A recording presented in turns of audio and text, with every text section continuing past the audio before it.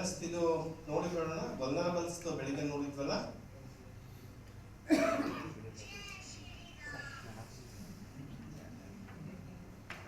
Okay. ವಿಶಿಷ್ಟ ಸಾಮರ್ಥ್ಯವುಳ್ಳ ಕೆಲಸಗಾರರಿಗೆ ಸೂಕ್ತ ಕೆಲಸ ಗುರುತಿಸುವುದು, ಸಂಭವನೀಯ ಕೆಲಸಗಳದ್ದು ಲಿಸ್ಟ್. ಇದು ಅಫಿಷಿಯಲ್ ಡಾಕ್ಯುಮೆಂಟ್ ಇದೆ. ಓಕೆ, ಇದರಲ್ಲಿ ಎರಡು ಕೈ ಇಲ್ಲದೆ ಇರುವಂಥವ್ರಿಗೆ ಕೆಲಸಗಾರರ ಮಕ್ಕಳನ್ನು ನೋಡಿಕೊಳ್ಳುವುದಕ್ಕೆ ಸಹಾಯ ಮಾಡುವುದು, ಒಂದು ಕಾಲು ಇಲ್ಲದೆ ಇರುವಂಥವ್ರು ಒಬ್ಬರ ಸಹಾಯದಿಂದ ಏನೇನು ಮಾಡ್ಬೋದು. 5 ಟೈಪ್ ಕೆಲಸ ಇದೆ.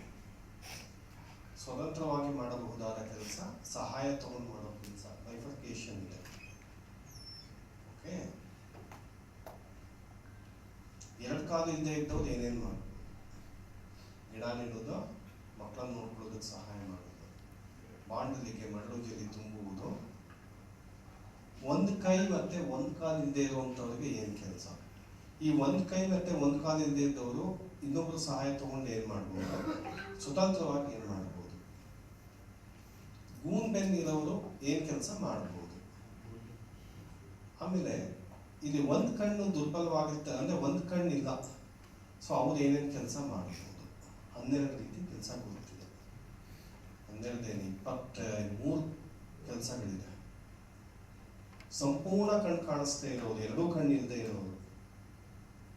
ಓಕೆ, ಆಮೇಲೆ ಪಾರ್ಶಿಯಲಿ ವಿಜುವಲಿ ಇಂಪೈರ್ಡ್, ಭಾಗಶಃ ನೋಡ್ಲಿಕ್ಕೆ ಸಾಧ್ಯ ಆಗೋದು. 20 ಟೈಪ್ ಕೆಲಸ ಮಾಡ್ಬೋದು. 23 ಬುದ್ಧಿಮಾಂದ್ಯರು ಏನೇನು ಕೆಲಸ ಕೊಡ್ಬೋದು ಅವ್ರಿಗೆ. ಬುದ್ಧಿಮಾಂದ್ಯರಲ್ಲಿ ಓಕೆ, ಭಾಗಶಃ ಅರೆ ಬುದ್ಧಿಮಾಂದ್ಯ, ಅವ್ರು ಏನೇನು ಕೆಲಸ ಮಾಡ್ಬೋದು ಅಲ್ವಾ. ನೋಡಿ, ಹಾಗೆಯೇ ಕಿವುಡು ಮೂಕತನ ಬಳಲುತ್ತಿರುವ ವ್ಯಕ್ತಿಗಳಿಗೆ ತಿಳಿಯುವ ಸಂಕೇತ ಭಾಷೆಯಲ್ಲಿ ತಿಳಿಸಿದರೆ ಅತ್ಯುತ್ತಮ ರೀತಿಯಲ್ಲಿ ಕಾರ್ಯನಿರ್ವಹಿಸಬಲ್ಲರು. ಓಕೆ, ಹೀಗೆ ಇದು ವಲ್ನರಬಲ್ಸ್. ಯಾರು ಡಿನೈ ಮಾಡೋ ಹಾಗಿಲ್ಲ, ನಾವು ಅಸೆಸ್ ಮಾಡೋ ಹಾಗಿಲ್ಲ. ನೀನೇನು ಕೆಲಸ ಮಾಡ್ತೀಯ, ನಿಮ್ಗೆ ವಯಸ್ಸಾಗಿದೆ ಆ ಥರದ್ದೆಲ್ಲ ಹೇಳೋ ಹಾಗಿಲ್ಲ. ವಯಸ್ಸಾಗಿರೋರಿಗೆ ಮತ್ತು ಈ ಸ್ಪೆಷಲಿ ಏಬಲ್ಡ್ ಪರ್ಸನ್ಗೆ ಕೆಲಸದಲ್ಲಿ ರಿಯಾಯಿತಿ ಇದೆ, 50% ಅಲ್ವಾ. ಡೇ ಆಫ್ ಟರ್ನಲ್ಲಿ ಅರ್ಧ ಕೆಲಸ ಮಾಡಿದ್ರೆ ಪೂರ್ಣ ಕೂಲಿ ತಗೊಳ್ತಾರೆ.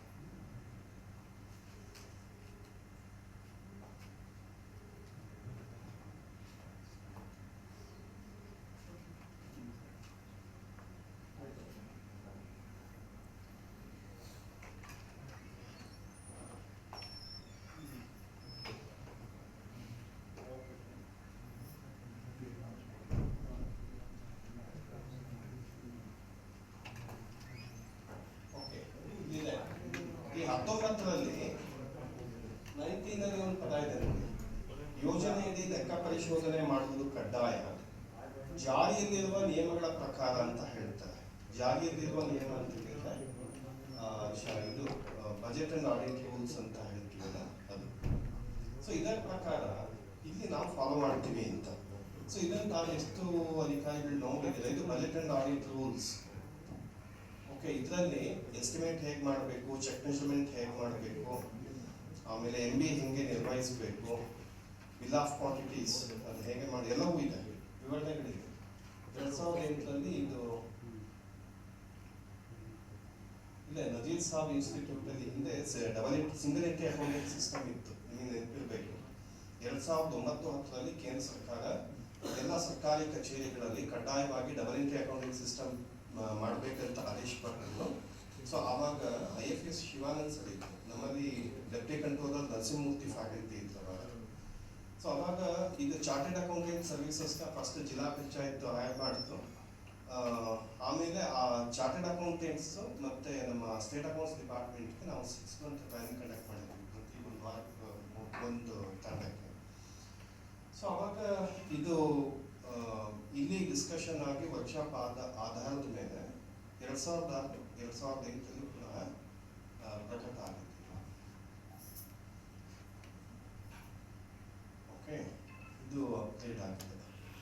2006 ವರ್ಚುವಲ್ ಇದರಲ್ಲಿ ನಾನು ಸೆಲೆಕ್ಟಿವ್ ಆಗಿ ಈ ಅಧ್ಯಾಯ 9 ಮಾತ್ರ ತಗೊಂಡಿದ್ದೀನಿ. ಇಲ್ಲಿ ಅಧ್ಯಾಯ 9 ಏನಿರುತ್ತೆ, ಡೆವಲಪ್ಮೆಂಟ್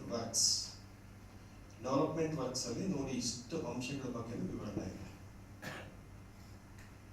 ಓಕೆ, ಇದು ಆಡಿಟಿಗೆ ಬಂದವರು ಈ ತರ ಫಾಲೋ ಆಗಿದೆಯಾ ಅಂತ ನೋಡ್ತಾರೆ. ಇದೇನು ಅಂತ ಇಲ್ಲಿ ವಿವರಣೆ ಆ ಚಾಪ್ಟರ್ನ ತೆಗೆದು ಇಲ್ಲಿ ಹಾಕಿದ್ದಾರೆ. ಓಕೆ, ಕಾಮಗಾರಿಗಳ ಸ್ವರೂಪ ಹೇಗಿರಬೇಕು ಅಂತ ಜನರಲ್ ಆಗಿ ಇದು ಲೋಕೋಪಯೋಗಿ ಇಲಾಖೆಯ ನಿಯಮಗಳೇನಿದೆ ಅದನ್ನೇ ನಾವು ಫಾಲೋ ಮಾಡಿರ್ತೇವೆ.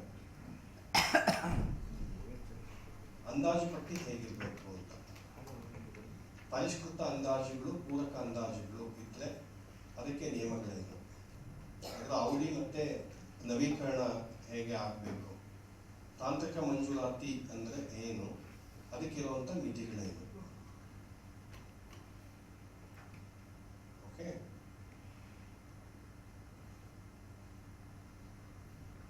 ಇದೊಂದು ಟೈಮ್ ಲೈನ್. ಅದು ಅಂದಾಜು ಪಟ್ಟಿಗೆ ರಿಜಿಸ್ಟರ್ ನಿರ್ವಹಿಸಬೇಕು ಅಂತ ಹೇಳ್ತಾರೆ. ಅದು ಹೇಗಿರಬೇಕು ಅಂತ ನಮೂನೆ 35 ಅಂತ ಹೇಳಿದ್ದಾರೆ.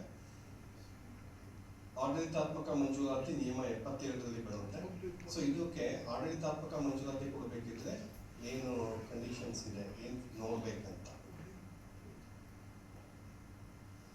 ಟೆಂಡರ್ ಕರೆಯೋದಾದ್ರೆ ಟೆಂಡರ್ಗೆ ಅವಕಾಶಗಳು ಏನಿದೆ ಅಂತ.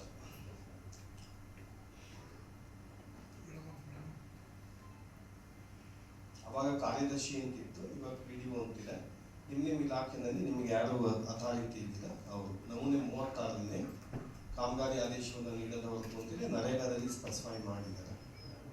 ಓಕೆ, ನಮ್ಮಲ್ಲಿ ಕಾಂಟ್ರಾಕ್ಟ್ ಅಂತ ಬರಲ್ಲ ನೋಡಿ. ಅಳತೆ ಪುಸ್ತಕ ಅಂದರೆ ನಮೂನೆ 37ರಲ್ಲಿ ನಿರ್ದಿಷ್ಟ ಮಾಡಿದ್ದಾರೆ. ಇದು ಸಪ್ರೇಟ್ ಪ್ರಿಂಟ್ ಹಾಕಕ್ಕೆ ಹೋಗಲ್ಲ. ಅದ್ರದ್ದು ಏನು ವಿನ್ಯಾಸ ಇದೆ, ಅದರ ಮಾಹಿತಿಗಳಿದೆ, ಸಂಬಂಧಪಟ್ಟ ಅದು ಕರೆನ್ಸಿ ಲೆಕ್ಕ ಅಂದ್ರೆ ಅದನ್ನ ಸಂಬಂಧಪಟ್ಟ ಲೋಕೋಪಯೋಗಿ ಇಲಾಖೆ ನಿಯಮಗಳ ಪ್ರಕಾರ ಏನು ವಿನ್ಯಾಸ ಮಾಹಿತಿ ಏನಿದೆ ಅದನ್ನು ನಾವು ಸರ್ಕಾರಿ ಮುದ್ರಣಾಲಯದಿಂದ ಅಥವಾ ಗೊತ್ತುಪಡಿಸಿದ ಮುದ್ರಣಾಲಯದಿಂದ, ನಿಯಮಾನುಸಾರ ಗೊತ್ತುಪಡಿಸಿದ ಮುದ್ರಣಾಲಯದಿಂದ ತಗೊಳ್ತೀವಿ. ಮತ್ತು ಅದನ್ನು ಯಾರು ನಿರ್ವಹಿಸ್ತಾರೋ ಅವರಿಗೆ ಸ್ಟಾಕ್ ಅಂಡ್ ಇಶ್ಯೂ ಎಂಟ್ರಿ ಮಾಡಿಕೊಂಡು ಕೊಡ್ತೀವಿ. ಅದನ್ನು ನಿರ್ವಹಿಸಬೇಕಿದ್ರೆ ಹೇಗೆ ನಿರ್ವಹಿಸಬೇಕು ಅನ್ನೋದನ್ನು ಇಲ್ಲಿ ಡೀಟೇಲ್ ಆಗಿ ಬರೆದಿದ್ದಾರೆ. ಯಾರು ನಿಮ್ಮಲ್ಲಿ MB ಬರೀತಾರೋ ಅವರಿಗೆ ಇದನ್ನು ದಯವಿಟ್ಟು ಒಂದ್ಸಲಿ ಓದಲಿಕ್ಕೆ ಹೇಳಿ, ಅಧ್ಯಯನ ಮಾಡಲಿಕ್ಕೆ ಹೇಳಿ. ಪೆನ್ಸಿಲಲ್ಲಿ ಬರೆಯೋದು, ಸ್ಪೇಸ್ ಬಿಟ್ಟು ಬರೆಯೋದು, ಆಮೇಲೆ ಇದೆಲ್ಲ ಇದೆ ನೋಡಿ.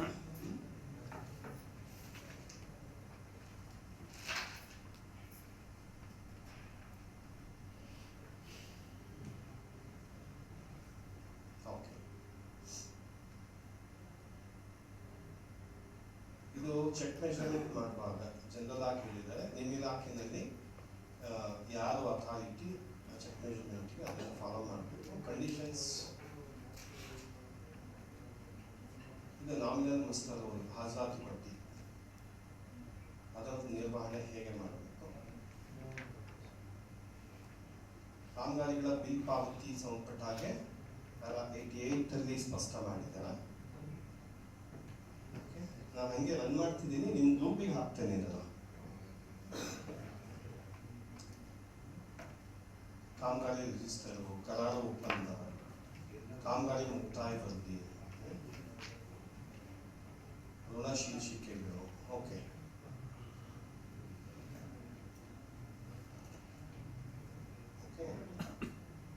ಇದರಲ್ಲಿ ನಾವು ಬೆಳಿಗ್ಗೆ ಆ productive asset, prescribed quality, durability ಬಂದಿದೆ. ಡ್ಯೂರಬಿಲಿಟಿನ ಸೋಷಿಯಲ್ ಆಡಿಟ್ ಟೈಮಲ್ಲಿ ಕೆಲವು ಪ್ರಸ್ತಾಪ ಮಾಡಿದೆ. ಅದು ಎಲ್ಲಿದೆ ದಾಖಲೆ ಅಂತ ಕೇಳಿದೆ, ಅದನ್ನು ತೋರಿಸ್ತೇನೆ. ಫಸ್ಟ್ ಈ ಪಾಯಿಂಟ್ ಯಾವುದು ಪ್ರಿಸ್ಕ್ರೈಬ್ಡ್ ಕ್ವಾಲಿಟಿ ಅನ್ನೋದು ಈ ಆಕ್ಟ್ ಅಲ್ಲಿ ಎಲ್ಲಿ ಸ್ಪೆಸಿಫೈ ಮಾಡಿದ್ದಾರೆ ಅಂತ ನೋಡೋಣ ಇನ್ನೊಂದ್ಸರಿ. ನಾವಿಲ್ಲಿ ಏನೇನು ಬರುತ್ತೆ ಅಂತ ಬೆಳಿಗ್ಗೆ ನೋಡಿದ್ವಿ. ಫಿಸಿಬಿಲಿಟಿ ಅಲ್ವಾ, ಎಸ್ಟಿಮೇಟ್, ಅಪ್ರೂವಲ್ಸ್, ಆಮೇಲೆ MB, ಚೆಕ್ ಮೆಜರ್ಮೆಂಟ್ ಅಂತ ನೋಡಿದ್ವಿ. ಆ ಎಸ್ಟಿಮೇಟ್ ಮಾಡಬೇಕಿದ್ರೆ ಏನೇನು ಕಂಡೀಷನ್ಸ್ ಅಂತ ಇಲ್ಲಿ ಹೇಳ್ತಾರೆ. ಈಗ ಇದು 3ನಲ್ಲಿದೆ. ಪ್ಯಾರಾ 13 ಹೋಗೋಣ. ಇಲ್ಲ ಆಕ್ಟ್ ಇದು NREGA ಆಕ್ಟ್ ಅಲ್ಲಿ every work under the scheme shall have A technical estimate duly sanctioned by an authority authorized by the state government. While sanctioning the estimates, the following are required to be considered. ತಾಂತ್ರಿಕ ಮಂಜೂರಾತಿ ನೀಡುವಂತ ರಾಜ್ಯ ಸರ್ಕಾರ ಅಧಿಕೃತ ಗೊತ್ತುಪಡಿಸಿರುವಂತ ಪ್ರಾಧಿಕಾರಿಯಾಗಿದ್ದಾರೆ. ಅವರು ಆ technical approval ಕೊಡುವಾಗ ಏನನ್ನು ಗಮನಿಸಬೇಕು, ಮೀನ್ಸ್ ಅವ್ರು ಏನು ಗಮನಿಸಬೇಕು ಅಂದ್ರೆ ಅದನ್ನು ಯಾರು ಪ್ರಪೋಸ್ ಮಾಡ್ತಾರೋ, ಪ್ರಸ್ತಾವನೆ ಮಾಡ್ತಾರೋ ಆ ಸಂಬಂಧಪಟ್ಟ ಟೆಕ್ನಿಕಲ್ ಪರ್ಸನ್ ಇದೆಲ್ಲ ಇರೋಂಗ್ ನೋಡ್ಕೋಬೇಕು ಅಂತ. ಏನಿದೆ first point, for all works involving construction, ರಚನೆಗಳನ್ನು ಒಳಗೊಂಡಿರ್ತವಲ್ವಾ. ಕಾಸ್ಟ್ ಎಫೆಕ್ಟಿವ್, ಏನು ವೆಚ್ಚ ಮಾಡ್ತೀವಿ ಅದು ಪರಿಣಾಮಕಾರಿಯಾಗಿ ಇರಬೇಕು ಅಂತ, ಉಪಯುಕ್ತವಾಗಿರಬೇಕು. ಲೇಬರ್ ಇಂಟೆನ್ಸಿವ್ ಟೆಕ್ನಾಲಜೀಸ್, ಹೆಚ್ಚು ಅಕುಶಲ ಕಾರ್ಮಿಕರನ್ನು ಒಳಗೊಳ್ಳುವ ಇರಬೇಕು. And usage of local materials, ಸ್ಥಳೀಯ ಸಂಪನ್ಮೂಲಗಳಿಗೆ ಹೆಚ್ಚಿನ ಬಳಕೆಗೆ ಹೆಚ್ಚು ಒತ್ತನ್ನು ಕೊಡಬೇಕು. ಆ ಎಸ್ಟಿಮೇಟ್ ಅಲ್ಲಿ ಈ ಅಂಶಗಳು ಇರಬೇಕು ಅಂತ. Shall be employed as far as possible, ಇದು ಪಾಯಿಂಟ್. ಇದು 13ನಲ್ಲಿ 13B ಏನು ಹೇಳುತ್ತೆ, ಬಿಲ್ ಆಫ್ ಕ್ವಾಂಟಿಟೀಸ್ ಏನು ನಾವು ಯೂಸ್ಡ್ ಎಸ್ಟಿಮೇಟ್ ಬರೀತೀವಲ್ಲ ಅದು ಕಾಮನ್ ಟರ್ಮಿನಾಲಜಿನಲ್ಲಿ ಇರಬೇಕು. ಅಂದ್ರೆ ನಮಗೆ ಸ್ಟೇಕ್ ಹೋಲ್ಡರ್ ಒಬ್ಬ ಸಾಮಾನ್ಯ ಗ್ರಾಮೀಣ ನಿವಾಸಿ ಇದ್ದಾರೆ. ಗ್ರಾಮೀಣ ಅಕ್ಷರ ಬಲ್ಲಂತ ಒಬ್ಬ ಗ್ರಾಮೀಣ ನಿವಾಸಿ ಅಂದಾಜು ಪತ್ರಿಕೆ ನೋಡಿದ್ರೆ ಆತನಿಗೂ ಅರ್ಥವಾಗುವ ಶೈಲಿಯಲ್ಲಿ ನಮ್ಮ ಅಂದಾಜು ಪತ್ರಿಕೆಯ ಸಾಹಿತ್ಯ ಇರಬೇಕು. ಓಕೆ,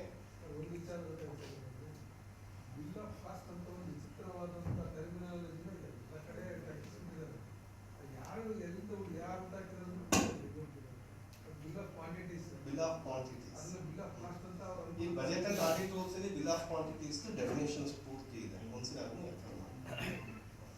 ಆಮೇಲೆ 13 of C, each work shall have A summary of the estimate, ಸಾರಾಂಶ ಇರಬೇಕು. ನಮ್ದೇನಾಗ್ತಿದೆ, ಎಸ್ಟಿಮೇಟ್ ಬರೀ ಸ್ಪೆಸಿಫಿಕೇಶನ್ ಹಾಕೊಳ್ತೀವಿ, ಟೈಪ್ ಇದೆ, ವೇಜ್ ಮೆಟೀರಿಯಲ್ ಹಾಕ್ತೀವಿ, ಇದು ಸ್ಪೆಸಿಫಿಕೇಶನ್ ಹಾಕ್ಬಿಟ್ಟು ರೈಟ್ ಅಂದ್ರೆ ಇದು ರೂಢಿಗತವಾಗಿ ಬಂದ್ಬಿಟ್ಟು ಒರಿಜಿನಲ್ ಮರ್ತು ಹೋಗಿದೆ. ಅದಕ್ಕೆ ಎಲ್ಲರಿಗೂ ನೆನಪು ಮಾಡ್ತೀವಿ, ಸಮರಿ ಆಫ್ ದಿ ಎಸ್ಟಿಮೇಟ್. ಇದು ನ್ಯಾಷನಲ್ ಟೀಮ್ ಅನ್ನೇ ಇವ್ಯಾಲ್ಯೂಯೇಷನ್ಗೆ ಬಂದಾಗ ಫೀಲ್ಡ್ಗೆ ಅವರು ಪ್ರಶ್ನೆ ಮಾಡಿದಾಗ ಕಣ್ಣು ಬಾಯಿ ಬಿಡೋ ಪರಿಸ್ಥಿತಿ ಆಗಿದೆ ಹಿರಿಯ ಅಧಿಕಾರಿ. ಅಂದ್ರೆ ನಮ್ಮ ಟೀಮ್ ಕರ್ಕೊಂಡ್ಬಂದಿದ್ರಲ್ಲ ಕಮಿಷನ್ ರೇಟಿಂದ ಅವರು, ಅದಕ್ಕೆ ಇಂಜಿನಿಯರ್ಸ್ಗೆ ನಾವು ಇದನ್ನ ಈಗಾಗಲೇ ತಿಳಿಸಿದೀವಿ, ತಮ್ಮ ಹಂತದವ್ರಿಗೂ ತಿಳಿಸಿ. ಒಂದು ಸಮರಿ ಇರಬೇಕು ಪ್ರತಿ ಎಸ್ಟಿಮೇಟ್ ಅಲ್ಲಿ, ಸಾರಾಂಶ. ಡಿಸೈನ್ ಅಂಡ್ ಡ್ರಾಯಿಂಗ್, ಆ ಏನು ರಚನೆ ಮಾಡ್ತೀವೋ ಅದಕ್ಕೆ ಸಂಬಂಧಪಟ್ಟ ಹಾಗೆ ವಿನ್ಯಾಸ, ನಕ್ಷೆ, ಡ್ರಾಯಿಂಗ್ಸ್ ಇರಬೇಕಂತ. ಅಂಡ್ ಟೆಕ್ನಿಕಲ್ ಮಾಡ್ತಿದ್ವಿ, ಪ್ರಾಪರ್ ಆಗಿ ಮಾಡಬೇಕು. That indicate the expected outcome. ಇಲ್ಲಿ ಮಿಸ್ ಆಗಿದ್ವಿ. ಈ ಇವ್ಯಾಲ್ಯೂಯೇಷನ್ ಟೀಮ್ ಅದನ್ನೇ ಕೇಳಿದ್ರು, ನೀವು ಒಂದು ಇದನ್ನು ಮಾಡಿದ್ಮೇಲೆ, ಎಸ್ಟಿಮೇಟ್ ಮಾಡಿದ್ಮೇಲೆ ಎಕ್ಸ್ಪೆಕ್ಟೆಡ್ ಔಟ್ಕಮ್ ಏನು ಅಂತ ಕೇಳಿದ್ರೆ, ಸರ್ ಇದನ್ನು ಹಿಂಗಾಗ್ಬಿಡುತ್ತೆ, ಅದು ಡಾಕ್ಯುಮೆಂಟ್ ಅಲ್ಲಿ ಇದೆ, ಆ ಎಸ್ಟಿಮೇಟ್ ಅಲ್ಲಿ ಇರ್ಬೇಕಿರ್ತದೆ. ಹಾಗಾಗಿ ನಮ್ಮ ಎಸ್ಟಿಮೇಟ್ ಈ ತರ ರೂಲ್ ಪ್ರಕಾರ ಇರೋ ನೋಡ್ಕೋಬೇಕು. ಮತ್ತೆ ಯಾರು ಟೆಕ್ನಿಕಲ್ ಅಪ್ರೂವಲ್ ಕೊಡ್ತೀವೋ ಅಥಾರಿಟಿ, ನಾವು ಇದು ಇದೆಯಾ ಅಂತ ನೋಡ್ಬೇಕು, ಇಲ್ಲ ಅಂತ ಗೈಡ್ ಮಾಡಿ ಮಾಡಿಸ್ಬಿಟ್ಟು ಆಮೇಲೆ ಅಪ್ರೂವಲ್ ಕೊಡ್ಬೇಕು. Okay,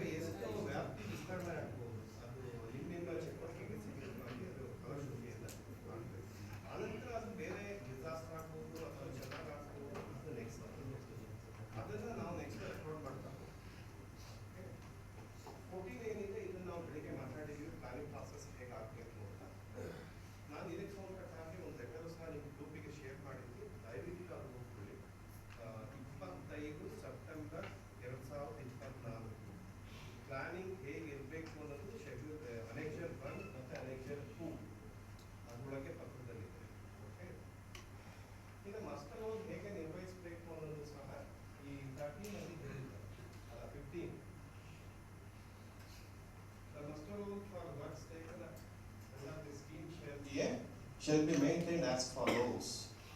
Okay. ಅಲ್ಲಿಗೆ 13 ನೋಡ್ಕೊಳ್ಳೋಣ. 14, 15 ಅಂಶಗಳನ್ನು ನಾವು ಓದಬೇಕು. ಸ್ವಲ್ಪ ಒತ್ಕೊಟ್ಟು ಓದಬೇಕು ಅಂತ, ಬಾಕಿ ಓದಬಾರ್ದು ಅಂತಲ್ಲ. ನೋಡಿ 16 ಏನು ಹೇಳ್ತಿದೆ? Payment shall only be made based on the measurement taken at the work site by the authorized personnel within 3 days of closure of the road.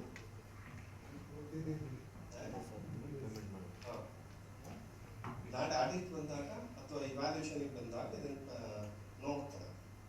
Okay okay, ಇದೆಲ್ಲ ಇವಾಗ ಮಾತಾಡಿದ್ದಾರೆ. ಎಸ್, ಬಾಕಿದು ಓದ್ಕೊಡಿ. ನಾನು ಇಂಪಾರ್ಟೆಂಟ್ ಅಷ್ಟೇ ಓದ್ಕೊಟ್ಟು ನಿಮಗೆ ಹೇಳಿದ್ದೇನೆ. ಡ್ಯೂರಬಿಲಿಟಿ ಬರ್ತದೆ, ಈಗ ಹೋಗಿದ್ದು ಡ್ಯೂರಬಿಲಿಟಿ ಅಲ್ವಾ? ಈ ಡ್ಯೂರಬಿಲಿಟಿ ನಾನು ಬೆಳಿಗ್ಗೆ ಹೇಳಿಬಿಟ್ಟೆ, ಕ್ಯಾಟಗರಿ ವೈಸ್ ಇದು ನ್ಯಾಷನಲ್ ಆವರೇಜ್ ಅಲ್ಲಿ ಕಚ್ಚಾ ಮತ್ತು ಪಕ್ಕಾ ಕೆಲಸಗಳಿಗೆ ಇದು ನಿಗದಿ ಮಾಡಿದ್ದಾರೆ ಅಂತ.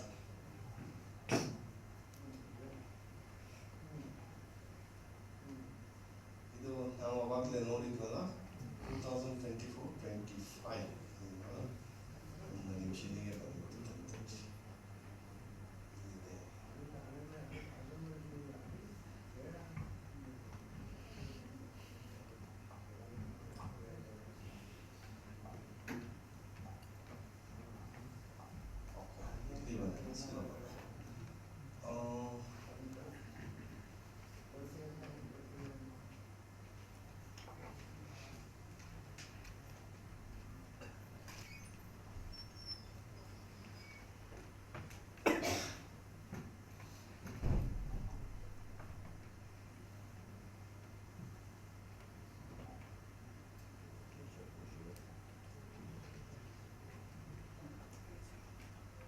ಓಕೆ.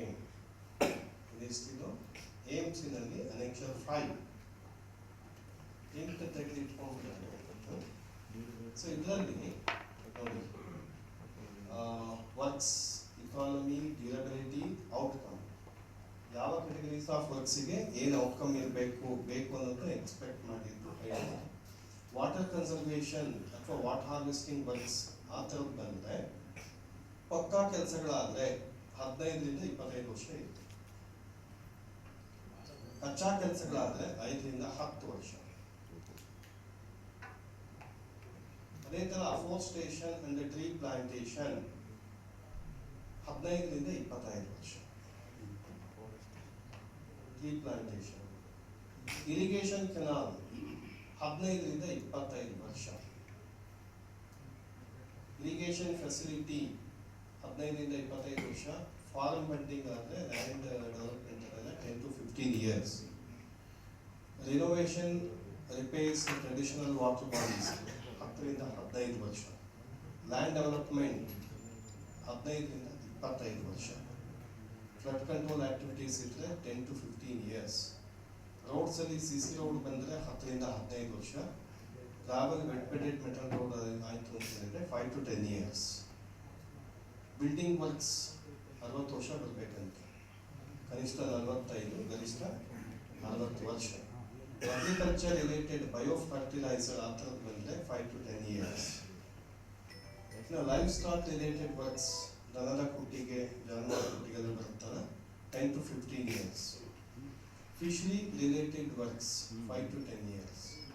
ಅದೇ ಥರ fish drying yards, belt visitation ಆದರೆ 15-25 years. ಡ್ರೈಯಿಂಗ್ ಯಾರ್ಡ್ಸ್ ಆದರೆ 10 to 15 years. Rural drinking water 3 to 5 years. Rural sanitation 10 to 15 years. So ಈ ಥರ ಸ್ಪೆಸಿಫೈ ಮಾಡಿದ್ದಾರೆ. ಇದಕ್ಕೆ ಸಂಬಂಧಪಟ್ಟಾಗಿ ಇನ್ ಡೀಟೈಲ್ ಆಗಿ ದಯವಿಟ್ಟು ಗೊತ್ತಾಗ್ಬಿಡಿ. ಸಾಮರ್ಥ್ಯ ಟೆಕ್ನಿಕಲ್ ಮ್ಯಾನ್ಯುಯಲ್ ಅಂತ ಒಂದಿದೆ, ಗೂಗಲ್ ಸರ್ಚ್ ಮಾಡಿದ್ರೆ ಸಿಗುತ್ತೆ.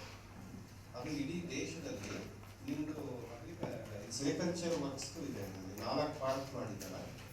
ಅಗ್ರಿಕಲ್ಚರ್, ಹಾರ್ಟಿಕಲ್ಚರ್, ಫಾರೆಸ್ಟ್, ಆಮೇಲೆ ಸಿವಿಲ್ ವರ್ಕ್ಸ್ ಅಂತ ಮಾಡಿದ್ದಾರೆ. ಓಕೆ, ಸಾಮರ್ಥ್ಯ ಟೆಕ್ನಿಕಲ್ ಮ್ಯಾನ್ಯುಯಲ್ ಗೂಗಲ್ ಸರ್ಚ್, ಈಗ ಗೂಗಲ್ ಸರ್ಚ್ ಮಾಡಿದ್ರೆ ಸಿಗುತ್ತೆ. ಸಾಮರ್ಥ್ಯ ಟೆಕ್ನಿಕಲ್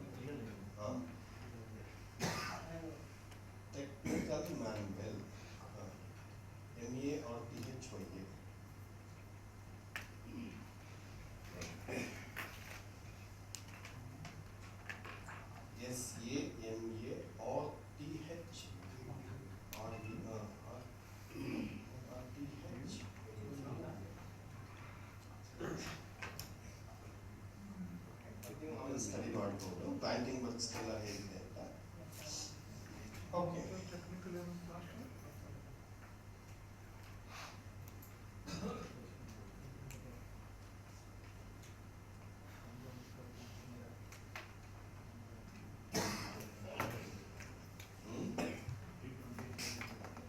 ಹೌದು ಸರ್. ಏನು ಸರ್?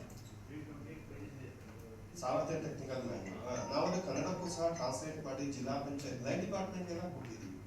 ಹಾರ್ಟಿಕಲ್ಚರ್ ಅವರು ಕನ್ನಡದಲ್ಲಿ ಬಳಸಿ ನಾವು ಟ್ರಾನ್ಸ್ಲೇಟ್ ಮಾಡಿದ್ದೀವಿ, ಎಲ್ಲ ಲೈನ್ ಡಿಪಾರ್ಟ್ಮೆಂಟ್ಗೂ ಕೊಟ್ಟಿದ್ದೀವಿ.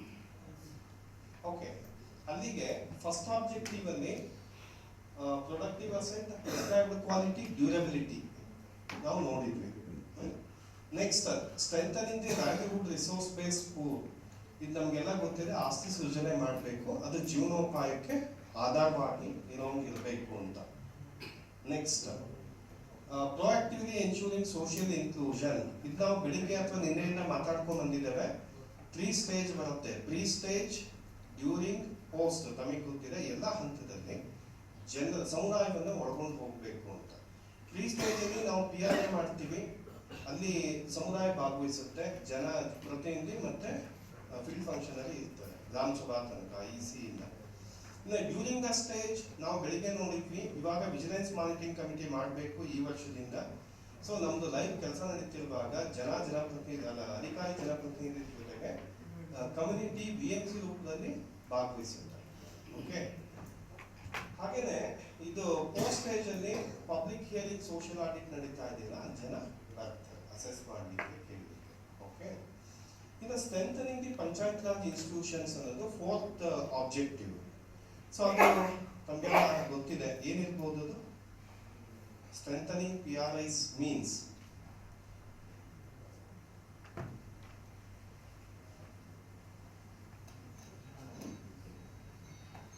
ಸ್ಟ್ರೆಂಥನಿಂಗ್ PRIs ಅಂತ ಹೇಳಿದ್ರೆ ಪಂಚಾಯತ್ ರಾಜ್ ಸಂಸ್ಥೆಗಳು, ಲೋಕಲ್ ಗವರ್ನೆನ್ಸ್ ಇದೆಯಲ್ಲ, ಸೊ ಅಲ್ಲಿಗೆ ದೊಡ್ಡ ಮಟ್ಟದ ಬಂಡವಾಳ, ಕ್ಯಾಪಿಟಲ್ ಇನ್ವೆಸ್ಟ್ಮೆಂಟ್, ಕೋಟಿ ಲೆಕ್ಕದಲ್ಲಿ ಹಳ್ಳಿಗಳಿಗೆ ಸರ್ಕಾರ ಯೋಜನೆ ಮುಖಾಂತರ ಬಂಡವಾಳ ಹೋಗ್ತಾ ಇದೆ. ಆ ಮುಖಾಂತರ ಆ ಪ್ರದೇಶ ಸ್ಟ್ರೆಂಥನ್ ಆಗೋದಕ್ಕೆ ಸಪೋರ್ಟ್ ಆಗಿದೆ ನರೇಗಾ. 4th object. ಎರಡನೇದು ಇದು ನರೇಗಾ ಬಂದಿದ್ರಿಂದ ಈ ಪಂಚಾಯತ್ ಸಿಬ್ಬಂದಿ ಪ್ಯಾಟರ್ನ್ ಏನಿತ್ತು, ಸ್ಟಾಫ್ ಪ್ಯಾಟರ್ನ್, PDO ಬಂದ್ರು, AD ಬಂದ್ರು, ಇವತ್ತಿಗೆ ಫೆಸಿಲಿಟೇಟ್ ಮಾಡೋದಕ್ಕೆ ತುಂಬಾ ಸಿಬ್ಬಂದಿಗಳಿದ್ದಾರೆ ಪಂಚಾಯತ್. ಡಾಟಾ ಎಂಟ್ರಿ ಆಪರೇಟರ್ ಇದ್ದಾರೆ, ಗ್ರಾಮ ಕಾಯಕ ಮಿತ್ರ ಇದ್ದಾರೆ ಅಲ್ವಾ, ಇಂಜಿನಿಯರ್ಸ್ ಬಂದಿದ್ದಾರೆ, BFT ಬಂದಿದ್ದಾರೆ. ಸೊ ಸ್ಟಾಫ್ ಬಂತು. ಆಮೇಲೆ ಇದು ಲೋಕಲ್ ಗವರ್ನೆನ್ಸ್ ಆಗಿರೋದ್ರಿಂದ ಇದು ಗವರ್ಮೆಂಟ್ ತರ ಕೆಲಸ ಮಾಡಬೇಕು ಅನ್ನೋ ಕಾರಣಕ್ಕೆ RGSK, ರಾಜೀವ್ ಗಾಂಧಿ ಸೇವಾ ಕೇಂದ್ರ, ಅಂದ್ರೆ ಮೆಟೀರಿಯಲ್ ಕಾಂಪೊನೆಂಟ್ ಜಾಸ್ತಿ ಇದ್ರು ಈ ಕಟ್ಟಡ, ಒಂದು ಸುಭದ್ರವಾದ ಕಟ್ಟಡ ಕಟ್ಕೊಡೋದಕ್ಕೆ ಎಲ್ಲ ತಡೆಗೆ ಅವಕಾಶ ಮಾಡಿದೆ. ಈ ಅರ್ಥದಲ್ಲಿ ಇದು ಸ್ಟ್ರೆಂಥನ್ ಅನ್ನೋದನ್ನ ಖಾತ್ರಿಪಡಿಸಿದೆ. ಸೊ ಇದು ಆಬ್ಜೆಕ್ಟಿವ್ ಅನ್ನ ಯಾವುದೇ ಇವ್ಯಾಲ್ಯೂಯೇಷನ್, ಫೈಂಡಿಂಗ್ಸ್ ಅಥವಾ ಸ್ಟಡಿ ಪರ್ಪಸ್ ಬಂದಾಗ ನಾವು ಮಾಡಿರೋ ಕೆಲಸದಲ್ಲಿ ಇವು ಇದೆಯಾ ಅಂತ ಹೇಳಿ ನೋಡ್ತಾರೆ. ಎಸ್ ನೋಡ್ತಾರೆ. ಇನ್ನು ಕ್ಯಾಟಗರೀಸ್ ಆಫ್ ವರ್ಕ್ಸ್ ಎಲ್ಲ ತಮಗೆ ಗೊತ್ತಿದೆ. ಇದರಲ್ಲಿ ಮುಂಚೆ ಇಲ್ಲದೆ ಇದ್ದ ಒಂದು ಪದ ಹೊಸದಾಗಿ ಸೇರಿಸಿದ್ರು, ಅದು ಯಾವುದು ಅಂದ್ರೆ land development works in common land. ಇದು ಮುಂಚೆ ಇರಲಿಲ್ಲ, ಮುಂಚೆ ಈ ಪದ ಇರಲಿಲ್ಲ. ಅವಾಗ SC ST ಜಮೀನುಗಳಲ್ಲಿ ಮಾತ್ರ ಭೂ ಅಭಿವೃದ್ಧಿಪಡಿಸೋದು ಅಂತ ಇತ್ತು. ಆರಂಭದಲ್ಲಿ ತುಂಬಾ ಪ್ರಶ್ನೆಗಳು ಬರ್ತಾ ಇತ್ತು. ಅದಕ್ಕೆ ಈ ಜಲಾನಯದಂತ ಚಟುವಟಿಕೆಗಳು ಮಾಡುವಾಗ, ಭೂ ಅಭಿವೃದ್ಧಿ ಚಟುವಟಿಕೆಗಳು ಮಾಡುವಾಗ ಜಾತಿ ಧರ್ಮಕ್ಕೆ ಸೀಮಿತ ಮಾಡಬಾರ್ದು ಅಂತ ಹೇಳಿ ಕಾಮನ್ ಲ್ಯಾಂಡ್ ಅಲ್ಲೂ ಅದನ್ನ ಆಕ್ಟಿವಿಟಿ ತಗೊಳ್ಳಿ ಅಂತ ಹೇಳಿ ತಿದ್ದುಪಡಿ ಮಾಡಿ ಬಂದಿದೆ. ಇನ್ನ B ಬಗ್ಗೆ ತಮಗೆ ಗೊತ್ತಿದೆ, ಈಗಾಗಲೇ ತಾವು ಇದನ್ನ ಅನುಷ್ಠಾನ ಮಾಡ್ತಾ ಇದ್ದೀರಾ. ಇದಕ್ಕೆ ಸಂಬಂಧಪಟ್ಟ ಹಾಗೆ ಪ್ಯಾರಾಗ್ರಾಫ್ 5 ಅನ್ನೋದನ್ನು ಸಹ ನಿನ್ನೆ ಸಾಹೇಬರು ತೋರಿಸಿದ್ರು. ಸೊ ಇದರಲ್ಲಿ ಒಂದು ಸಣ್ಣ ಡಿಫರೆನ್ಸ್ ಏನಿದೆ ಅಂತ ನೋಡ್ಬಿಡೋಣ. ಪ್ಯಾರಾಗ್ರಾಫ್ 5 ನಿನ್ನೆ ತೋರಿಸಿದ್ರು, ನೀವೆಲ್ಲ ಗಮನಿಸಿದ್ದೀರಾ. A ಇಂದ J ತನಕ ಅವರು ನಮ್ಮ ಆದ್ಯತೆ. SC ST ಅಂದ್ರೆ ಗೊತ್ತಿದೆ, ನೊಮ್ಯಾಡಿಕ್ ಟ್ರೈಬ್ಸ್ ಅಂದ್ರೆ ಅಲೆಮಾರಿ ಕುಟುಂಬಗಳು ಅಲ್ವಾ. ಡಿನೋಟಿಫೈಡ್ ಟ್ರೈಬ್ಸ್, ಪ್ರಕಟಣೆಯಿಂದ ತೆಗೆದುಹಾಕಲ್ಪಟ್ಟವರು. Other families below the poverty line. ಬೆಳಗ್ಗೆ ಡೀಟೇಲ್ ಮಾತಾಡಿದ್ದೀವಿ. BPL ಅಂದ್ರೆ ಯಾರು, ಈಗ priority household, woman headed household. ಈ ಡೆಫಿನೇಷನ್ಸ್ ಎಲ್ಲ ಈ ಪದಕ್ಕೆ ಚಾಪ್ಟರ್ 9 ಇದೆಯಲ್ಲ, ಅದು ಡೆಫಿನೇಷನ್ ಕೊಟ್ಟಿದ್ದಾರೆ. ವುಮನ್ ಹೆಡೆಡ್ ಫ್ಯಾಮಿಲಿ ಮೀನ್ಸ್ ಉಡುಪಿನಲ್ಲಿ ಜಮೀನು ಅವ್ರ ಹೆಸರಿದೆ ಅದಲ್ಲ, ಬದಲಾಗಿ ಯಾರು ದುಡಿಯುವ ಮಹಿಳೆ ಇದ್ದಾರೋ ಆ ದುಡಿಯುವ ಮಹಿಳೆಗೆ ಆ ಕುಟುಂಬದಲ್ಲಿ ಅವಲಂಬಿತರಾಗಿದ್ರೆ ಅದನ್ನ ವುಮನ್ ಹೆಡೆಡ್ ಫ್ಯಾಮಿಲಿ ಅಂತ. ಸೊ ಇಲ್ಲಿ ಎರಡು ನಮಗೆ ಕನ್ಫ್ಯೂಸ್ ಏನಾಗುತ್ತೆ ಅಂತ ಫೀಲ್ಡ್ ಅಲ್ಲಿ, ನರೇಗಾದಲ್ಲಿ ಸಿಂಗಲ್ ವುಮನ್ ಅಂತ ಒಂದು ಪದ ಬಳಸ್ತಾರೆ, ಸಿಂಗಲ್ ವುಮನ್. ಆಮೇಲೆ ಇದು ವುಮನ್ ಹೆಡೆಡ್ ಫ್ಯಾಮಿಲಿ.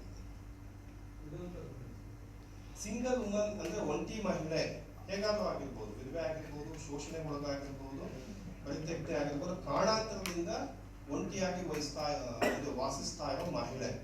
ಡಿಫರೆನ್ಸ್ ಏನು ಅಂದ್ರೆ, ಒಂಟಿ ಮಹಿಳೆ ಅನ್ನೋ ಪದ ಎಲ್ಲಿ ಬಳಸ್ತೀವಿ ಅಂದ್ರೆ ಜಾಬ್ ಕಾರ್ಡ್ ಕೊಡೋದಕ್ಕೆ ಒಂಟಿ ಮಹಿಳೆ, ಇಂಡಿವಿಜುವಲ್ ಬೆನಿಫಿಟ್ ಕೊಡ್ಲಿಕ್ಕೆ ವುಮನ್ ಹೆಡೆಡ್ ಫ್ಯಾಮಿಲಿ.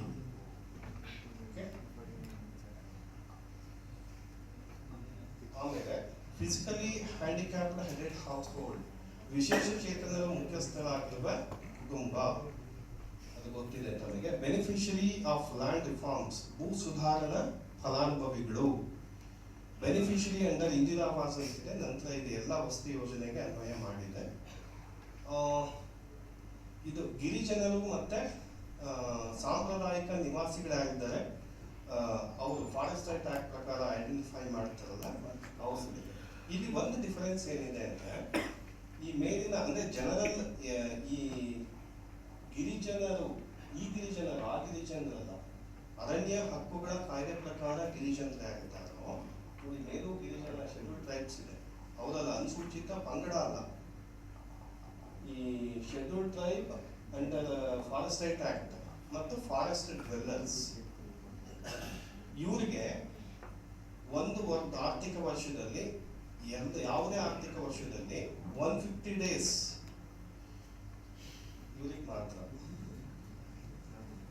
ಅದರ ಮೇಲೆ ಇದು ಫಾರೆಸ್ಟ್ ಇದು ಶೆಡ್ಯೂಲ್ ಟ್ರೈಬ್ ಮತ್ತೆ ಫಾರೆಸ್ಟ್ ಡ್ವೆಲ್ಲರ್ಸ್ ಬಿಟ್ಟು ಬಾಕಿ ಯಾರೆಲ್ಲ ಇದ್ದಾರೆ ಅವ್ರಿಗೆ 100 days ಮಾತ್ರ.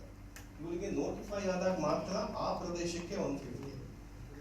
ಈ ಲಾಸ್ಟ್ ಕ್ಯಾಟಗರಿ ಅವರಿಗೆ ಎಲ್ಲಾ ಕಾಲದಲ್ಲಿ 150. ಓಕೆ, ಇದೆಲ್ಲ ಆದ್ಮೇಲೆ ಇದರಲ್ಲಿ ಒಂದು ಸೀಮಿತ ಜಾತಿ ಅಂತಿಲ್ಲ, ಎಲ್ಲ ಜಾತಿಯವರು ಇದ್ದಾರೆ. ವುಮನ್ ಹೆಡೆಡ್, ಸ್ಪೆಷಲಿ ಏಬಲ್ಡು, ಇಂದಿರಾ ಇದು ಹೌಸಿಂಗ್ ಸ್ಕೀಮು, ಎಲ್ಲ ಜಾತಿಯವರು ಇದ್ದಾರೆ ಅಲ್ವಾ, ಬರೀ SC/ST ಗಲ್ಲ. ಇವರೆಲ್ಲ ಆದ್ಮೇಲೆ ಲಾಸ್ಟಿಗೆ ಬರೋದೇ ಸ್ಮಾಲ್ ಅಂಡ್ ಮಾರ್ಜಿನಲ್ ಫಾರ್ಮರ್ಸ್. ನಾವು ಇಲಾಖೆದಲ್ಲಿ ಏನಾಗ್ತಿದೆ ಅಂತ ಹೇಳಿದ್ರೆ, ಲೈನ್ ಡಿಪಾರ್ಟ್ಮೆಂಟ್ ಅಲ್ಲಿ ನಮ್ದೇ ಆದ ಒಂದು ಗುಂಪು ಇರುತ್ತೆ, ಫಲಾನುಭವಿಗಳ ಗುಂಪು, ಸಾಮಾನ್ಯವಾಗಿ ಬೆನಿಫಿಟ್ ತಗೊಳ್ಳೋರು, ಅವರೆಲ್ಲ ಸ್ಮಾಲ್ ಅಂಡ್ ಮಾರ್ಜಿನಲ್ ಫಾರ್ಮರ್ಸ್ ಆಗಿರ್ತಾರೆ. ಸೊ ಅವ್ರು ನಾವೇನ್ ಮಾಡ್ತೀವಿ, ಅವ್ರಿಗೆ ಹೆಚ್ಚು ಪ್ರಿಯಾರಿಟಿ ಮಾಡ್ತಾ ಇದ್ದೇವೆ. ಸೊ ಅವರು ಇದ್ರೊಳಗೆ ಇದಾರ ಅಂತ ನೋಡ್ಬೇಕು, ಫಸ್ಟ್ ಈ ತರದವ್ರಿಗೆ ಕೊಟ್ಟು ಆಮೇಲೆ ಈ small and marginal farmers definition ಬಗ್ಗೆ ತುಂಬಾ ಕನ್ಫ್ಯೂಸ್ ಮಾಡ್ಕೊಳ್ತಾರೆ. ಇದು ಪ್ರಾದೇಶಿಕವಾಗಿ ಸಂಬಂಧಪಟ್ಟ ರೆವಿನ್ಯೂ ಇಲಾಖೆ ಡಿಸೈಡ್ ಮಾಡುತ್ತೆ. ಅವ್ರು ಯಾಕಾದ್ರೂ ಕೊಡ್ಲಿ, ಅವ್ನು ಯಾಕೆ ಸರ್ಟಿಫಿಕೇಟ್ ಕೊಡ್ತಾರೋ ಅವರಿಗೆ ನಾವು ಕೊಡ್ತೀವಿ ಅಷ್ಟೇ. ಓಕೆ, ಆಮೇಲೆ ನಂತರ ಬರೆದು ಕೃಷಿ ಸಾಲ ಮನ್ನಾ ಪಟ್ಟಿ 2008. ಸೊ ಇದೊಂದು ನಾವು ಗಮನಿಸೋಣ, ಇದು ನಿಮಗೆ ಹೇಳೋದು ನಂಗೆ ಅಗತ್ಯ ಇತ್ತು. ನನ್ನ ಅವಧಿ ಮುಗಿತಾ ಇದೆ ಅಲ್ಲ, ಸುಮಾರು ಅಂಶಗಳನ್ನ ಬೆಳಿಗ್ಗೆ ಕವರ್ ಮಾಡಿದ್ದೀನಿ. ಇದು ತಿದ್ದುಪಡಿಗಳ ಬಗ್ಗೆ ಎಲ್ಲ ತಮಗೆ ತಿಳಿಸಿದೆ, ಎಂಟೈಟ್ಲ್ಮೆಂಟ್ ಬಗ್ಗೆ ಎಲ್ಲ ತಿಳಿಸಿದ್ದೀನಿ ಅಧ್ಯಾಯ 8ರಲ್ಲಿ. ಇದು ಬೆಳಿಗ್ಗೆ ಚರ್ಚೆ ಮಾಡಿದ್ದೇವೆ. ಅಧ್ಯಾಯ 3 ಜಾಬ್ ಕಾರ್ಡ್ ಬಗ್ಗೆ ಹೇಳಿದ್ದೇನೆ. ಇದರಲ್ಲಿ 2 ರೀತಿ ಜಾಬ್ ಕಾರ್ಡ್ ಬರುತ್ತೆ, ಇದನ್ನು ನಿಮಗೆ ಮನವರಿಕೆ ಮಾಡಬೇಕಿತ್ತು. ಈ ಜಾಬ್ ಕಾರ್ಡ್ ಅಲ್ಲಿ 2 ಟೈಪ್ಸ್ ಜಾಬ್ ಕಾರ್ಡ್ ಇದೆ, ಸ್ಪೆಷಲ್ ಕ್ಯಾಟಗರಿ ಮತ್ತೆ ಜನರಲ್ ಕ್ಯಾಟಗರಿ. ಜನರಲ್ ಕ್ಯಾಟಗರಿ ಮಧ್ಯದಲ್ಲಿ ನೀಲಿ ಬಣ್ಣ ಇದೆ, ಈ ಕಡೆ ಸ್ಪೆಷಲ್ ಕ್ಯಾಟಗರಿನಲ್ಲಿ ಗ್ರೀನ್ ಕಲರ್ ಇದೆ.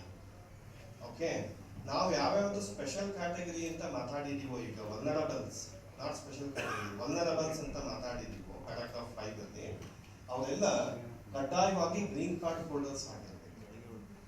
ದುರಂತ ಅಂದ್ರೆ ಕಾರ್ಯಕ್ಷೇತ್ರದಲ್ಲಿ ಏನಾಗಿದೆ, ಸ್ಪೆಷಲ್ ಕ್ಯಾಟಗರಿ ಅಂದ್ರೆ ಅಲ್ಲ ಇದು ಏನದು ಸ್ಪೆಷಲ್ ಕ್ಯಾಟಗರಿ ಅಂತ ಹೇಳಿದ್ರೆ ಇದು ಕೇವಲ ವಿಶೇಷ ಚೇತನರು ಮತ್ತೆ SC/ST ಮಾತ್ರ ಈ ಕಾರ್ಡ್. ಜನರಲ್ ಕ್ಯಾಟಗರಿ ಅಂದ್ರೆ ಜಾತಿ ಅಂತ ಅದರ್ ದ್ಯಾನ್ ದಿ SC/ST ಕ್ಯಾಟಗರಿಗೆಲ್ಲ ಬ್ಲೂ ಕಾರ್ಡ್ ಕೊಟ್ಟಿದ್ದಾರೆ.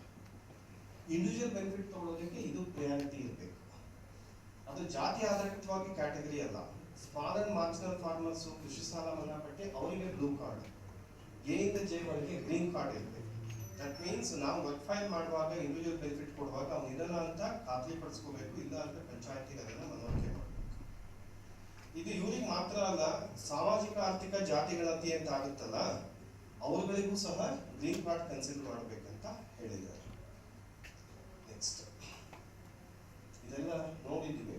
ಅಲ್ಲಿ ಬಹು ಕಾರ್ಯತಂತ್ರ ಅಂತಿದೆಯಲ್ಲ, ಅದರ ಅರ್ಥ ನಾವೀಗ ಇದು ಚಾಪ್ಟರ್ 9 ನೋಡಿದ್ವಲ್ಲ, ಎಲ್ಲರೂ ಕೆಲಸ ಮಾಡೋದಕ್ಕೆ ಅನುಕೂಲ ಆಗೋ ರೀತಿ ಇರಬೇಕು ಪಟ್ಟಿಯಲ್ಲಿ. ನೆಕ್ಸ್ಟ್ ಇದೆಲ್ಲ ನಾವು ಬೆಳಗ್ಗೆ ಮಾತಾಡಿದ್ದೀವಿ, ಅನ್ಎಂಪ್ಲಾಯ್ಮೆಂಟ್ ಅಲವೆನ್ಸ್ ಬಗ್ಗೆ ಹೇಳಿದೆ. ನೆಕ್ಸ್ಟ್ ಪ್ಲಾನಿಂಗ್ ಬಗ್ಗೆ ಈಗಾಗಲೇ ನಾನು ಬೆಳಗಿನ ಮಾತಾಡಿದ್ದೇನೆ. ಪ್ಲಾನಿಂಗ್ ಸಾಫ್ಟ್ ಇದು ನೋಡಿ, ಈ 6 ಮತ್ತೆ 7ನೇ ಚಾಪ್ಟರ್ AMC-ನಲ್ಲಿ ಇನ್ ಡೀಟೇಲ್ ಆಗಿ ನೀವು ಓದ್ಕೊಳ್ಳಿ. ಈ ಸಪರೇಟ್ ಚಾಪ್ಟರ್ಗಳನ್ನ ನಿಮಗೆ ನಾನು ವಾಟ್ಸ್ಆಪ್ ಮಾಡ್ತೇನೆ. 7 ಇಲ್ಲಿ ಟೆಕ್ನಿಕಲ್ ಮಾಹಿತಿಗಳು ಹೇಳಿದ್ರೆ, 6ನೇದು ಕನ್ವರ್ಜೆನ್ಸ್ ಮತ್ತೆ ಪ್ಲಾನಿಂಗ್ ರಿಲೇಟೆಡ್ ಮಾಹಿತಿಗಳಿದೆ. ಇದು ಹೆಚ್ಚು ನಿಮಗೆ ಅನ್ವಯ ಆಗುತ್ತೆ. ನೆಕ್ಸ್ಟ್ ಇದು ಮತ್ತೊಂದು ಇಂಪಾರ್ಟೆಂಟ್ ಆಸ್ಪೆಕ್ಟ್. ನೆಕ್ಸ್ಟ್ ಸೊ ಕುಕ್ಸಿನ್ ಮನೆ ಅಂತ ಮಾಡಿದ್ದೆ ಇವಾಗ ವರ್ಕ್ಸೈಟ್ ಫೆಸಿಲಿಟಿನಲ್ಲಿ. ಅಧ್ಯಾಯ 8 ನಮ್ದು ಸ್ಪೆಷಲ್ ಕ್ಯಾಂಪೇನ್ ಇದೆ ಇದು. ನೆಕ್ಸ್ಟ್ ಉಳಿದೆಲ್ಲ ಇದ್ರ ಬಗ್ಗೆ ಎಲ್ಲ ಈಗಾಗಲೇ ಮಾತಾಡಿದ್ದೇವೆ. ನೆಕ್ಸ್ಟ್ 10 ಸೋಷಿಯಲ್ ಆಡಿಟ್ ಬಗ್ಗೆ ಈಗ ಮಾತಾಗಿದೆ. ಈ ವಿಚಕ್ಷಣೆ ಬಗ್ಗೆ ಮುಂದೆ ಹೋಗಿ 10.4 ಬಗ್ಗೆ ನಾನು ಇದು ಮಾತಾಡಿದ್ದವಾಗ vigilance monitoring committee. Next IEC ಇದರಲ್ಲಿ 11.11 ನೋಡೋಣ. ಅನುಸರಿಸಲ್ಪಟ್ಟ ಕಾಮಗಾರಿಗಳಲ್ಲಿ ಯಂತ್ರಗಳ ಬಳಕೆಗಾಗಿ IEC ಎಲ್ಲೆಲ್ಲಿ ಮಷೀನ್ ಬಳಸಬಹುದು ಅನ್ನೋದನ್ನು ಸಹ ಸ್ಪೆಸಿಫೈ ಮಾಡಿದ್ದಾರೆ. ಅನೆಕ್ಸೆನಲ್ಲಿ ಇದೆ AMC. ಓಕೆ, ಮತ್ತದೆಲ್ಲ ಪಂಚಾಯಿತಿಯವರು ಕಚೇರಿಗಳಲ್ಲಿ ಸಾರ್ವತ್ರಿಕವಾಗಿ ಪ್ರಚುರಪಡಿಸಬೇಕು ಅಂತ ಹೇಳಿದ್ದಾರೆ. ಬಾಕಿದೆಲ್ಲ IEC ಮಾಡ್ತಾರೆ. ನೆಕ್ಸ್ಟ್ ನರೇಗಾ ಸಾಫ್ಟ್ ಬಗ್ಗೆ ನಿನ್ನೆ ದಿವಸ ಮಾಲ್ತೇಶ್ ವಿನ್ಯಾಸ ಏನಿದೆ ಅಂತ ತಿಳಿಸ್ಕೊಟ್ಟಿದ್ದಾರೆ. ನೆಕ್ಸ್ಟ್ ಜಿಯೋ ಮನ್ರೇಗಾ ತಾವು ನಿರ್ವಹಣೆ ಮಾಡ್ತಾ ಇದ್ದೀರಾ, ಆಗಲೇ ಮಾತಾಡಿದ್ದೀನಿ. ನೆಕ್ಸ್ಟ್ DBT ನೇರವಾಗಿ ಹೋಗುತ್ತೆ, ಅಲ್ಲಿ ಹೋಗಿ ಅದು ಕ್ಲೋಸ್ ಮಾಡಿ.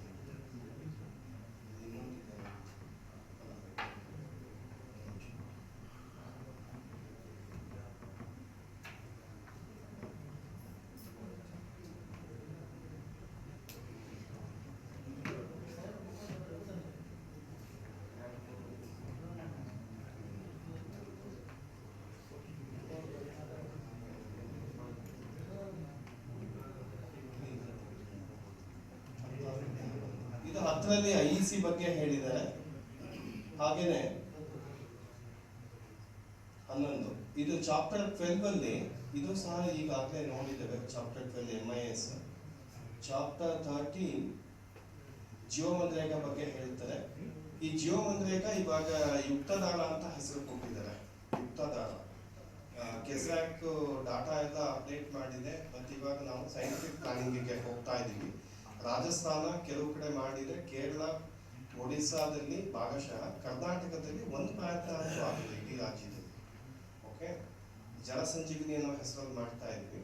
ಸೊ ಇವಾಗ ನಾವು ಸೈಂಟಿಫಿಕ್ ಪ್ಲಾನಿಂಗ್ ಪೂರ್ಣ ಪ್ರಮಾಣದಲ್ಲಿ ಇಡೀ ದೇಶದಲ್ಲಿ ಹೋಗ್ತಾ ಇದೀವಿ. ಯುಕ್ತದಾರ ಇದಕ್ಕೆ ಸಂಬಂಧಪಟ್ಟಾಗ 17, 18, 19 ನ್ಯಾಷನಲ್ ವರ್ಕ್ಶಾಪ್ ಬಹುಶಃ ನಿಮ್ಮ ಪೈಕಿನೂ ಕರೀತಾರೆ ಕಮಿಷನರೇಟಿಂದ. ಈಗ ಅದು ಸೆಷನ್ ಇರೋದ್ರಿಂದ ಕ್ರಿಸ್ಮಸ್ ಕಳೆದ ನಂತರ 22 ಇಲ್ಲ ಯಾವ ಡೇಟ್ ಇದೆ ಇಲ್ಲ, ಕ್ರಿಸ್ಮಸ್ ನಂತರದಲ್ಲಿ 22, 23 ಏನಿದೆಯಲ್ಲ, 22, 23 ಯಾವ ಡೇಟ್ ಇದೆ ನಾವು ನೋಡಿ, 25, 26 ಆಯ್ತು. ಇದು ಶುಕ್ರವಾರ, ಶನಿವಾರ, ಗುರುವಾರ, ಶುಕ್ರವಾರ, ಶನಿವಾರ ಕ್ರಿಸ್ಮಸ್ ಆದ್ಮೇಲೆ ಅಲ್ಲಿ ಬ್ಯಾಂಗ್ಳೂರ್ನಲ್ಲಿ ಒಂದು ಹೋಟೆಲ್ನಲ್ಲಿ 8 ರಾಜ್ಯಗಳಿಂದ ಬರ್ತಾ ಇದ್ದಾರೆ. ನಮ್ಮ ರಾಜ್ಯದಿಂದ ನೀವು ಇಲಾಖಾವಾರ ಪ್ರತಿನಿಧಿಗಳು ಬಂದಿಲ್ಲ.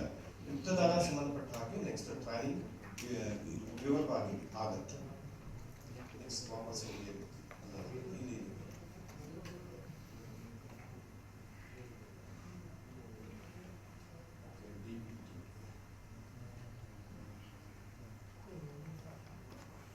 ಫೈನಾನ್ಸ್ ಟ್ರಾನ್ಸಿಂಗ್ ಅದು ಹೇಗೆ ಫ್ಲೋ ಇದೆ ಅಂತೆಲ್ಲ ಹೇಳಿದ್ದೇವೆ. 2 ಟ್ರೆಂಚಲ್ಲಿ ಸಿಗುತ್ತೆ.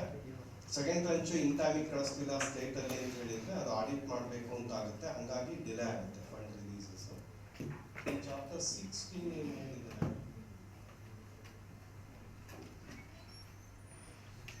ಸ್ಕಿಲ್ಲಿಂಗ್. ಸ್ಕಿಲ್ಲಿಂಗ್ ಅಂದರೆ 45 ಇಯರ್ಸ್ ತನಕ ಲೇಬರರ್ಸ್ ಯಾರಿದ್ದಾರೆ ನಮ್ಮಲ್ಲಿ ಅನ್ಸ್ಕಿಲ್ಡ್ ಲೇಬರ್, ಸೊ ಅವರು ಎಷ್ಟು ದಿವಸ ಬರೀ ಕೂಲಿಗಳಾಗಿ ದುಡಿಬೇಕು, ಲೋಕಲಲ್ಲಿ ರಿಸೋರ್ಸ್ ಏನಿದೆ ಮತ್ತೆ ಅವ್ರಿಗೆ ಏನು ಸ್ಕಿಲ್ಲಿಂಗ್ ಇದು ಸ್ಕಿಲ್ ಕೊಡ್ಬೋದು ಅಂತ ನೋಡ್ಬಿಟ್ಟು ಫಂಡ್ ಸಪೋರ್ಟ್ ಮಾಡಿ NRLM ಅಲ್ಲಿ ಅವ್ರಿಗೆ ಸಪೋರ್ಟ್ ಮಾಡ್ತಾರೆ. DDU-GKY NRLM. ಸೊ ಅವ್ರಿಗೆ ಮಾರ್ಕೆಟಿಂಗು, ವ್ಯಾಲ್ಯೂ ಎಡಿಷನ್ ಅವ್ರು ಸ್ವತಂತ್ರವಾಗಿ ಬರ್ಕೋದಕ್ಕೆ ಅವಕಾಶ ಮಾಡಿದ್ರು. 100 ಡೇಸ್ ಕಂಪ್ಲೀಟ್ ಆಗಿದ್ರು ಅಂತ 45 ಏಜ್ ಗ್ರೂಪ್ಗೆ. ನೆಕ್ಸ್ಟ್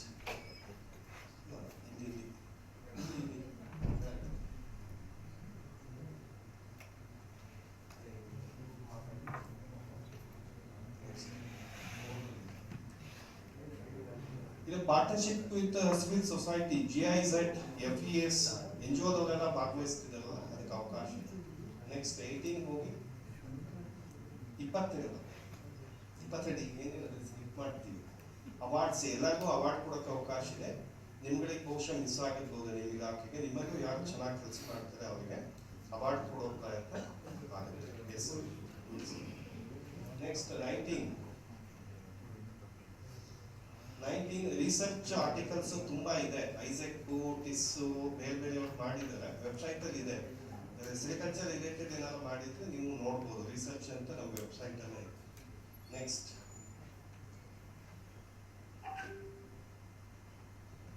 ಇದು ಕೀ ಫಂಕ್ಷನಲಿಸ್ಟ್ ರೋಲ್ ಅಂಡ್ ರೆಸ್ಪಾನ್ಸಿಬಿಲಿಟಿ. ನಾವೀಗ ಅಂಡರ್ ನರೇಗಾ ತೋರಿಸೋ ಸ್ಟಾಫ್ ಇದೆಯಲ್ಲ. ನೆಕ್ಸ್ಟ್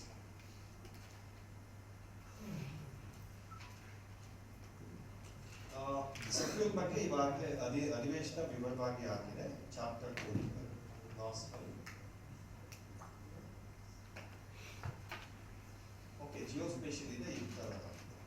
ಇದನ್ನು ಮುಂದೆ ತಿಳಿಸಿ. ಈಗ MSCಗಳಾಗಿ ತಾವು ಕೆಲಸ ಮಾಡ್ತಿದ್ದೀರಾ ಕಂಪನಿ ಕಾರ್ಯಕ್ಷೇತ್ರದಲ್ಲಿ. MSc means MNREGA, Mahatma Gandhi NREGA spatial environmental ಅಂತ ಯಾರು ಜಿಯೋ ಟ್ಯಾಗ್ ಮಾಡ್ಕೊಂಡು ಇರ್ತಾರಲ್ಲ ಅವ್ರನ್ನ MSc ಅಂತ ಹೇಳ್ತಾರೆ. ಅವ್ರಿಗೆ ಅಪ್ಲೋಡ್ ಮಾಡೋದು ಗ್ಯಾಸ್ ಅಂದರೆ ಜಿಯೋ ಅಸೆಟ್ ಸೂಪರ್ವೈಸರ್, ಅದು ಬ್ಲಾಕ್ ಲೆವೆಲಲ್ಲಿ PO ಇರ್ತಾರೆ. ಕಾರ್ಯಕ್ಷೇತ್ರದಲ್ಲಿ ಜಿಯೋ ಟ್ಯಾಗ್ ಮಾಡೋರನ್ನ MSc ಅಂತಾರೆ. Mahatma Gandhi NREGA spatial SPATIAL, spatial ENUMERATOR ಎನ್ಯುಮರೇಟರ್ designation. Okay, next ಹೋಗಿ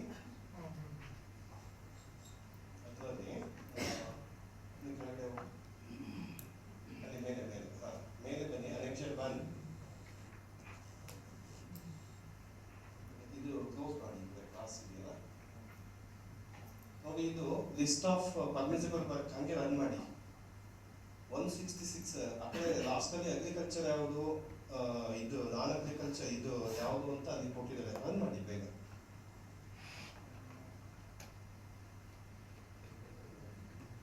ನೋಡಿ ಯಾವಾಗ 266 ವರ್ಕ್ ಲಿಸ್ಟ್ ಇದೆ. ನಂಬರ್ 1 ಅನೆಕ್ಷರ್ 1 ಅಲ್ಲಿ ಅದು ಯಾವ ಕ್ಯಾಟಗರಿ ಅಂತಲೂ ಈ ಕಡೆ ಇದೆ. ಓಕೆ,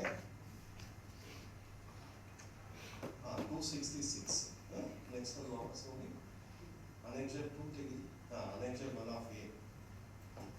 ಇದರಲ್ಲಿ ಬರೀ NRM ವರ್ಕ್ ಎಷ್ಟು 58 ಅಲ್ವಾ? ಔಟ್ ಆಫ್ 266 ಎಷ್ಟು ವರ್ಕ್ ಇದೆ ಅಂದ್ರೆ ಹೋಗಿ 58. ಲಿಸ್ಟ್ ಆಫ್ 58 ವರ್ಕ್ಸ್ ಇದೆ. Next annexure 1 of B. So ಇದು ಅಲ್ಲಿ ಮೇಲೆ 150 ವರ್ಕ್ಸ್ ಅಲ್ವಾ ಇದು. ಅನೆಕ್ಷರ್ 1 ಆಫ್ B ನಲ್ಲಿ agriculture and allied works 150 list ಇದೆ. ನೆಕ್ಸ್ಟ್ ಅಷ್ಟೇ sir, 150. Next annexure 1 of C, ಇದು ಇನ್ಫ್ರಾಸ್ಟ್ರಕ್ಚರ್ ಅಂತ ಹೇಳಿದ್ವಲ್ಲ, 58 ಔಟ್ ಆಫ್ 266. ನೆಕ್ಸ್ಟ್ ಹೋಗಿ ಅದು ಎಲ್ಲೆಲ್ಲಿ ಮಷಿನ್ ಬಳಸಬೇಕು ಅನ್ನೋದನ್ನು ಅನೆಕ್ಷರ್ 2 ನಲ್ಲಿ ಕೊಟ್ಟಿದ್ದಾರೆ, ಹಂಗೆ ರನ್ ಮಾಡಿ. ಪ್ಲಾಂಟಿಂಗ್ ವರ್ಕಿಗೆ ಬನ್ನಿ. ಒಂದು ನಿಮಿಷ, ಅಫೋರ್ಸ್ಟೇಷನ್ ಅಂತಿದೆ ನೋಡಿ ಅಲ್ಲಿ. Plantation in common forest land ಅಂದಾಗ ಮೆಕ್ಯಾನಿಕಲ್ ಪ್ರಾವಿಷನ್ ಮಾಡಿದ್ದಾರೆ. ಸೊ ಇದು ಯಾವ್ಯಾವ ಪ್ರಾವಿಷನ್ ಇದೆ ಯಾವ್ಯಾವಕ್ಕೆ ಅಂತ ಡಿಟೈಲಿಂಗ್ ಇದೆ. ನೆಕ್ಸ್ಟ್ ಹೋಗಿ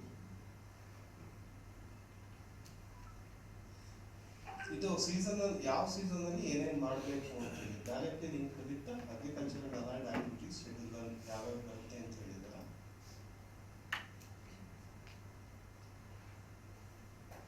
ಓಕೆ ನೆಕ್ಸ್ಟ್ ಸೀಸನ್ ಅಂದರೆ ಋತುಮಾನ ಆಧಾರಿತವಾಗಿ ಪೂರ್ವ ಸಿದ್ಧತೆ ಏನು, ಆನ್ ಟೈಮ್ ಏನು ಮಾಡಬೇಕಂತ, ಯಾವ ಟೈಮಲ್ಲಿ ಮಾಡಬೇಕಂತ ಹೇಳಿದ್ದಾರೆ. ನೆಕ್ಸ್ಟ್ ಓಕೆ ನೋಡಿದ್ದೀವಿ. ನೆಕ್ಸ್ಟ್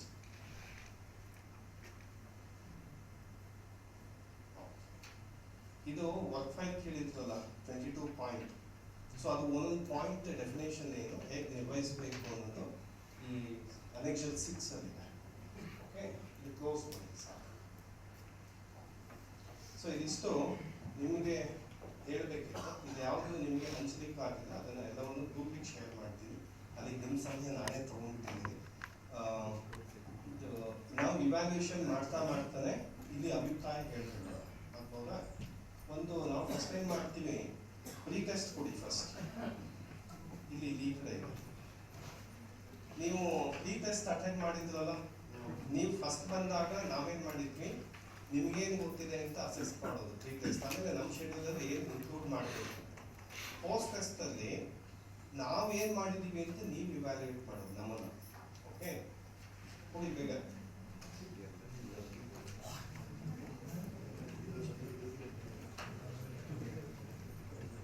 ಅದೇ ಕ್ವಶನ್ ಅದೇ ಆನ್ಸರ್.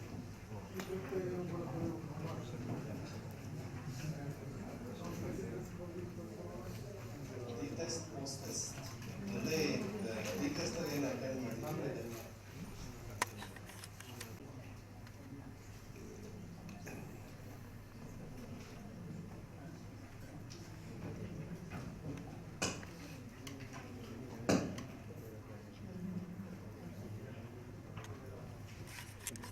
ಕೈ ಎತ್ತಿದ್ರೆ ನಾವು ಅವ್ರಿಗೆ ಇವ್ಯಾಲ್ಯೂಯೇಷನ್ ಫಾರ್ಮೇಟ್ ಕೊಡ್ತೀವಿ. ಅದು ಜಸ್ಟ್ ಕ್ಲಿಕ್ ಮಾಡೋದು ಅಷ್ಟೇ. ಇವ್ಯಾಲ್ಯೂಯೇಷನ್ ಫಾರ್ಮೇಟಲ್ಲಿ ಸೆಷನ್ ಹೇಗಿತ್ತು, ಏನು ಇಂಪ್ರೂವ್ಮೆಂಟ್ ಬೇಕಿದೆ, ಫೀಡ್ಬ್ಯಾಕ್ ಜೊತೆಗೆ ನಮ್ಮದು ವಸತಿ ವ್ಯವಸ್ಥೆಗಳು ಹೇಗಿತ್ತು, ಏನು ಇಂಪ್ರೂವ್ಮೆಂಟ್ ಬೇಕಿದೆ. ಆಯ್ತು ಹೆಡ್ ಆಫ್ಸಿಗೆ ಮಾಡಿರ್ತೀವಿ ಒಂದ್ಸರಿ. ಅವರೇ ಬಹುಶಃ ಎಲ್ಲರಿಗೂ ಲಿಂಕ್ ಇರ್ತಾರೆ ಅಂತ ಹಾಸ್ತೀನಿ. ಆಯ್ತು ವಾಟ್ಸಪ್ ಹಾಕ್ತೀನಿ. ಫೋಟೋಗಳು ಸುಮಾರಿದೆ.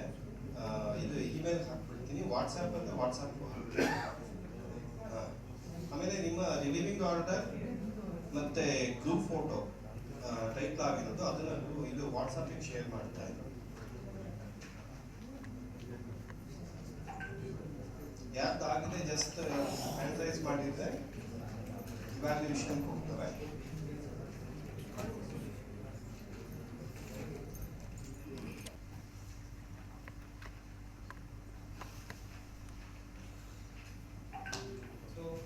ಕಂಪ್ಲೀಟ್ ಮಾಡಿರೋರು ದಯವಿಟ್ಟು ಕನಿಷ್ಠ 2 ಅಧಿಕಾರಿಗಳ ಅಭಿಪ್ರಾಯ ಹೇಳಬೇಕಂತ ಕೇಳಿ.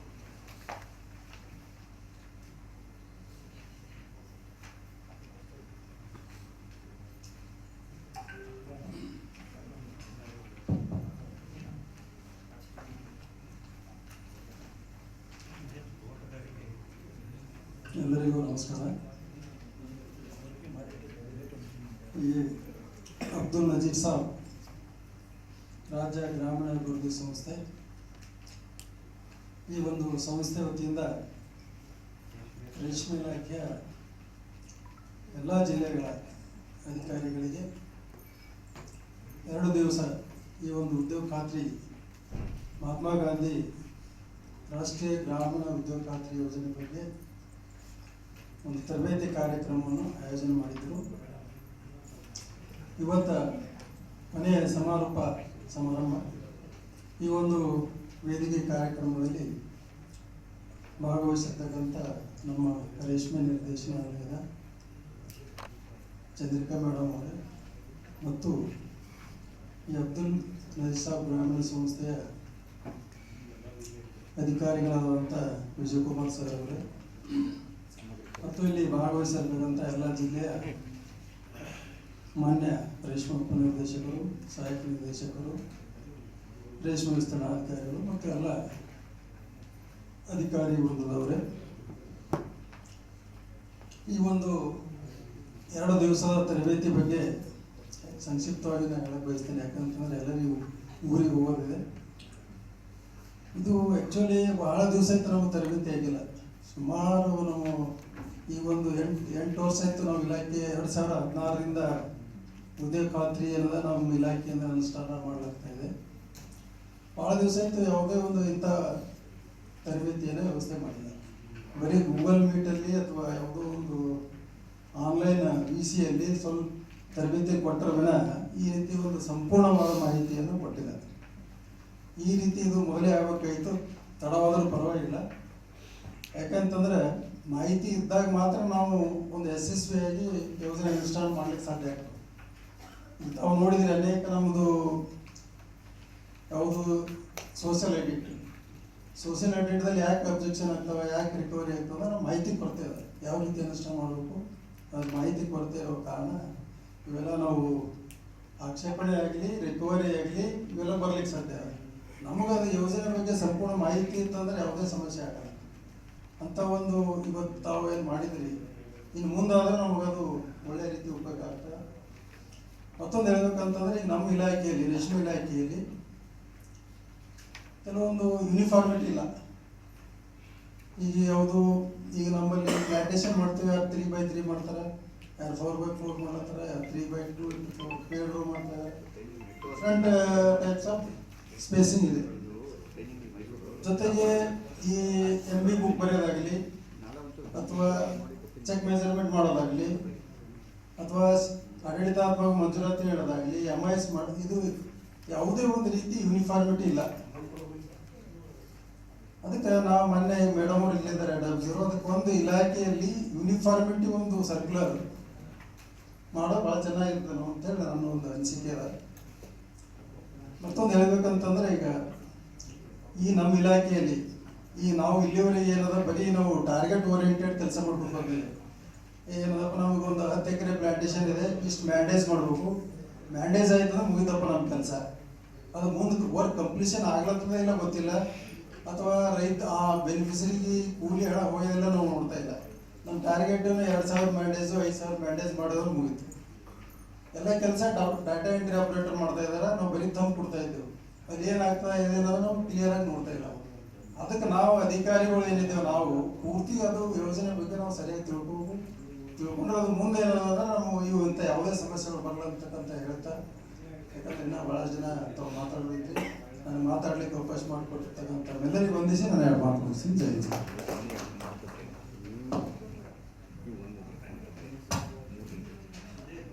ಅಭಿಪ್ರಾಯ ಕೇಳಲಿಕ್ಕೆ ಆಸಕ್ತಿ ಇದೆ.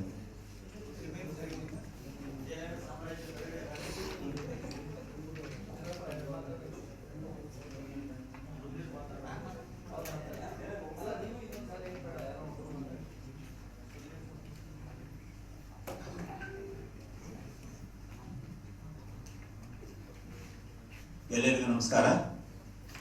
ಈ ಒಂದು ಸಂಸ್ಥೆಯಲ್ಲಿ ಕಳೆದ 2 ದಿನಗಳಿಂದ ಮಹಾತ್ಮ ಗಾಂಧಿ ರಾಷ್ಟ್ರೀಯ ಉದ್ಯೋಗ ಖಾತ್ರಿ ಯೋಜನೆಯ ಒಂದು ಕಾರ್ಯಸೂಚಿಗಳ ಬಗ್ಗೆ ಹಾಗೂ ಇದರ ಒಂದು ಪರಿಣಾಮಕಾರಿಯಾಗಿ ಯಾವ ರೀತಿ ಅನುಷ್ಠಾನ ಮಾಡಬೇಕು ಅನ್ನೋದ್ರ ಬಗ್ಗೆ 2 ದಿನಗಳ ಅವಧಿಯಲ್ಲಿ ನಮಗೆ ಉತ್ತಮ ರೀತಿಯಲ್ಲಿ, ಇದು ತಡವಾದರೂ ಪರವಾಗಿಲ್ಲ, ನಮ್ಮಲ್ಲಿ ನಮ್ಮ ಇವರಂದ್ರು ಶರಿಕೆ ಅವ್ರೀಗ ನಾವೆಲ್ಲ ಈಗ ರಿಟೈರ್ ಬಹಳಷ್ಟು ಅಧಿಕಾರಿಗಳು ಸೀನಿಯರ್ಸ್ಗಳು ಎಂಡ್ ಆಫ್ ರಿಟೈರ್ಮೆಂಟ್ ಇದರಲ್ಲಿ ಸ್ಟೇಜಲ್ಲಿ ಇದ್ದಾರೆ. ಅದೇ ರೀತಿಯಾಗಿ ಸಣ್ಣ ಹುಡುಗರು ಯುವಕರು ಕೂಡ ಭಾಳ ಜನ ಇದ್ದಾರೆ ಅಲ್ಲಿ. ಅವ್ರಿಗೆ ಇದು ಬೇಕು, ಇಂಪಾರ್ಟೆಂಟ್. ಕೆಲವು ಸಣ್ಣ ಸಣ್ಣ ಹುಡುಗರು ಇದ್ದಾರೆ, ಅವ್ರು ಕಲಿಬೇಕು. ಅಂಥವ್ರಿಗೆ ಇದು ಒಂದು ಬುನಾದಿ, ಇದು ಪ್ರಾರಂಭಿಕ ಅಂತ. ಮತ್ತು ಇನ್ನೊಂದು ಈಗ ಒಂದು ಮೈ ಚಳಿ ಬಿಡುವಂತ ಒಂದು ನಿನ್ನೆ ಸಾಹೇಬ್ ನಮ್ಮ JDU ಹೇಳಿದ ಪ್ರಕಾರ ನಮ್ಗೆ ಬಹಳ ಒಂದು ಇದಾನು ಆಯ್ತು, ಅಂಜಿಕೆನೂ ಬಂತು. ಯಾಕಪ್ಪ ಇಷ್ಟೊಂದು ನಾವು ಈ ಒಂದು ಕಾರ್ಯಾಗಾರ ಆಗಲಿ ತರಬೇತಿಗಳು ನಮ್ಗೆ ಬಹಳ ಹಿಂದೆ ನೀಡಬೇಕಾಗಿತ್ತು. ನೀಡಿದ್ರೆ ಇನ್ನೂ ಹೆಚ್ಚಿನ ಪರಿಣಾಮಕಾರಿಯಾಗಿ ನಾವು ಕೆಲಸ ಮಾಡ್ತಿದ್ದೆವು. ಅದನ್ನ ಇದು ಎಫೆಕ್ಟಿವ್ನೆಸ್ ಇನ್ನೂ ಹೆಚ್ಚಿಗೆ ಇರ್ತಿತ್ತು ಅನ್ನೋದು ನಮ್ಮ ಒಂದು ಅಷ್ಟೇ ಕುತೂಹಲ. ಅದೇ ರೀತಿ ಮುಂದೆ ಇರ್ತಕ್ಕಂಥ ಯುವಕರು ಕೂಡ ನೀವು ವರ್ಷಕ್ಕೊಮ್ಮೆ ಆದ್ರೂ ನೀವು ನೆರೆಗದ ಬಗ್ಗೆ ಏನು ಅಪ್ಡೇಟ್ಸ್ ಇರ್ತಾವ. ನಮ್ಮ ರೇಷ್ಮೆ ಇಲಾಖೆ ಪ್ರತ್ಯೇಕ ಈ ರೀತಿ ಒಂದು ತಂಡಗಳು ಮಾಡಿ, ಜಿಲ್ಲಾ ತಂಡಗಳು ಮಾಡಿ ಒಬ್ರು ಅಧಿಕಾರಿಗಳು ಒಬ್ರು ಯಾರು ಅಪ್ಡೇಟ್ ಮಾಡ್ತಾರೆ ಅಂಥವ್ರಿಗೆ ನೀವು ಇದೇ ರೀತಿ ಒಂದು ಅಪ್ಡೇಟ್ ಮಾಡಿಕೊಟ್ರೆ ಭಾಳ ಉಪಕಾರಿ ಆಗ್ತದೆ. ಮತ್ತು ಇನ್ನು ಹೆಚ್ಚು ಪರಿಣಾಮಕಾರಿ ನಾವು ನರೇಗಾ ನಾವು ಇಂಪ್ರೂವ್ಮೆಂಟ್ ಮಾಡಕ್ಕೆ ನಮ್ಗೆ ಆಸಕ್ತಿ ಬರ್ತದೆ. ಇಲ್ಲಾಂದ್ರೆ ನಾವು BCಯಲ್ಲಿ ಕಮಿಷನರ್ ಸಾಹೇಬರು ಮಾತಾಡಿದ್ರೆ ಬೈಯೋರು, ಆ ರೀತಿ ಆಗಬಾರ್ದು. ಯಾಕಂದ್ರೆ ನಾವು ಲೈನ್ ಡಿಪಾರ್ಟ್ಮೆಂಟ್ಸ್ ನಮ್ಗೆ ಇಲಾಖೆಯ ಎಲ್ಲ ಕೆಲಸಗಳೊಂದಿಗೆ ನಮ್ದು MGNRG ಇಂಪ್ಲಿಮೆಂಟ್ ಮಾಡ್ತೀವಿ. 10+11 ವರ್ಕ್ ನಮಗೆ. ಆದರೆ ಇದೇ ಮೇನಾಗಿ ಮಾಡ್ಬೇಕನ್ನೋ ಒಂದು ಭಯ ವಾತಾವರಣ ಸೃಷ್ಟಿ ಮಾಡಿದಾಗ ನಮ್ಗೇನೋ ಭಾಳ ಕಷ್ಟ ಆಗ್ಬಿಡ್ತದೆ. ಯಾಕಂದ್ರೆ ನಮ್ಮ ಇಲಾಖೆ ಯೋಜನೆಗಳು ಕಾರ್ಯಕ್ರಮಗಳು ಸಾಕಷ್ಟು ಇದಾವ, ಸ್ಟಾಫ್ ಸಮಸ್ಯೆ ಇದಾವ. ಪ್ರತಿನಿತ್ಯ ನಮ್ಮಲ್ಲಿ ಜಿಲ್ಲಾ ಮಟ್ಟದ ಅಧಿಕಾರಿಗಳಿರ್ಬೋದು, ಲೋಕಲ್ ಆಫೀಸರ್ಗಳು ದಿನ ತರಬೇತಿಗಳು, ದಿನ ಒಂದು ಮೀಟಿಂಗ್ ಇಲ್ಲ, ದಿನಗಳಿಲ್ಲ ಅಂತ ಹೇಳ್ಬೋದು. ಆ ರೀತಿ ಅಂತ ಒಂದು ವಾತಾವರಣದಲ್ಲಿ ನಾವಿದ್ದೀವಿ. ಅದ್ರ ಜೊತೆಗೆ ಒಂದು ನರೇಗಾ ಕಾರ್ಯಕ್ರಮ ಕೂಡ ನಾವು ಇಂಪ್ಲಿಮೆಂಟ್ ಮಾಡ್ತಾ ಇದ್ದೀವಿ. ನಮಗೆ ಸಿಬ್ಬಂದಿ ಕೊರತೆ ಒಂದಿಗೂ ಕೂಡ ನಾವು ಹೆಚ್ಚಿನ ಒಂದು ಭಯ, ಇಲಾಖೆ ಕಾರ್ಯಕ್ರಮ ಎಷ್ಟು ಮಾಡ್ತೀವಿ ಅದಕ್ಕಿಂತ ಹೆಚ್ಚಿನ ಒಂದು ಭಯ ಆತಂಕದಿಂದ ನಾವು ಮಾಡ್ತಾ ಇದ್ದೀವಿ. ಭಯ ಮುಂದೆ ಏನಾಗ್ತದೆ ನಮ್ಮ ನರೇಗಾದ ಹೆಂಗಾಗ್ತದೆ ಅಂತ ತಿಳ್ಕೊಂಡು ನಾವು ಭಾಳ ಎಚ್ಚರಿಕೆಯಿಂದ ಮಾಡ್ತಾ ಇದ್ದೀವಿ. ಈ ಒಂದು ತರಬೇತಿ ನಮ್ಗೆ ಎಷ್ಟು ಭಾಳ ಸಹಕಾರಿಯಾಗಿದ್ದಾವೆ. ಕೆಲವೊಂದು ರೂಲ್ಸ್ ರೆಗ್ಯುಲೇಷನ್ಸ್ ಯಾವ ರೀತಿ ಮಾಡ್ಬೇಕನ್ನೋದ್ರ ಬಗ್ಗೆ ತಾವೆಲ್ಲ ಮಂದಟ್ ಮಾಡಿಕೊಟ್ಟಿದ್ದಾರೆ ಸರ್. ನಿಮಗೆ ನಾವೆಲ್ಲ ಇಲಾಖೆ ವತಿಯಿಂದ ನಾವೆಲ್ಲ ತಾವು ಅಭ್ಯರ್ಥಿಯಾಗಿದ್ದೇವೆ. ಈ ರೀತಿ ಒಂದು ತರಬೇತಿಗಳು ಕಾರ್ಯಾಗಾರಗಳು ಆಗಾಗ ನಡೀತಾ ಇರಬೇಕು. ನಡೆದರೂ ಕೂಡ ನಮಗೆ ಈ ಒಂದು ನರೇಗಾ ಕಾರ್ಯಕ್ರಮ ಎಫೆಕ್ಟಿವ್ ಆಗ್ತದೆ. ಮುಂದೆ ಬರ್ತಕ್ಕಂಥ ಹೊಸ ಇದು ಸಾಫ್ಟ್ ಹೇಳಿದ್ರಿ, ಅದ್ರ ಬಗ್ಗೆ ಅದು ಇಂಪ್ಲಿಮೆಂಟ್ ಆಗಬೇಕು. ಮೊದಲು ಮತ್ತೊಮ್ಮೆ ಟ್ರೈನಿಂಗ್ ಕೊಡೋದು ಸೂಕ್ತ ಅಂತ ಅನಿಸ್ತೀನಿ ನಾನು. ಇಷ್ಟು ಹೇಳಿ 2 ದಿನಗಳ ಕಾಲ ನಮಗೆ ಇದು ಬೋರ್ಡಿಂಗ್ ಅಂಡ್ ನಡ್ಜಿಂಗ್, ನಮಗೆ ಊಟ ಉಪಚಾರ ಇರ್ಬೋದು, ವಸತಿ ವ್ಯವಸ್ಥೆ ಇರ್ಬೋದು, ಎಲ್ಲ ರೀತಿ ಉತ್ತಮ ರೀತಿಯಾಗಿ ತಾವು ಎಲ್ಲ ವ್ಯವಸ್ಥೆ ಮಾಡಿಕೊಟ್ಟಿದ್ದೀರಿ. ತಮ್ಮ ಸಂಸ್ಥೆಗೆ ಎಲ್ಲ ಒಂದು ಬೋಧಕ ವರ್ಗ ಇರ್ಬೋದು, ಎಲ್ಲ ನಮ್ಮ ಸಿಬ್ಬಂದಿ ವರ್ಗದವ್ರಿಗೆ ನಾವು ಧನ್ಯವಾದ ಅರ್ಪಿಸಿ ನಾನು ಮಾತು ಮುಗಿಸ್ತೀನಿ ಸರ್. ಧನ್ಯವಾದಗಳು.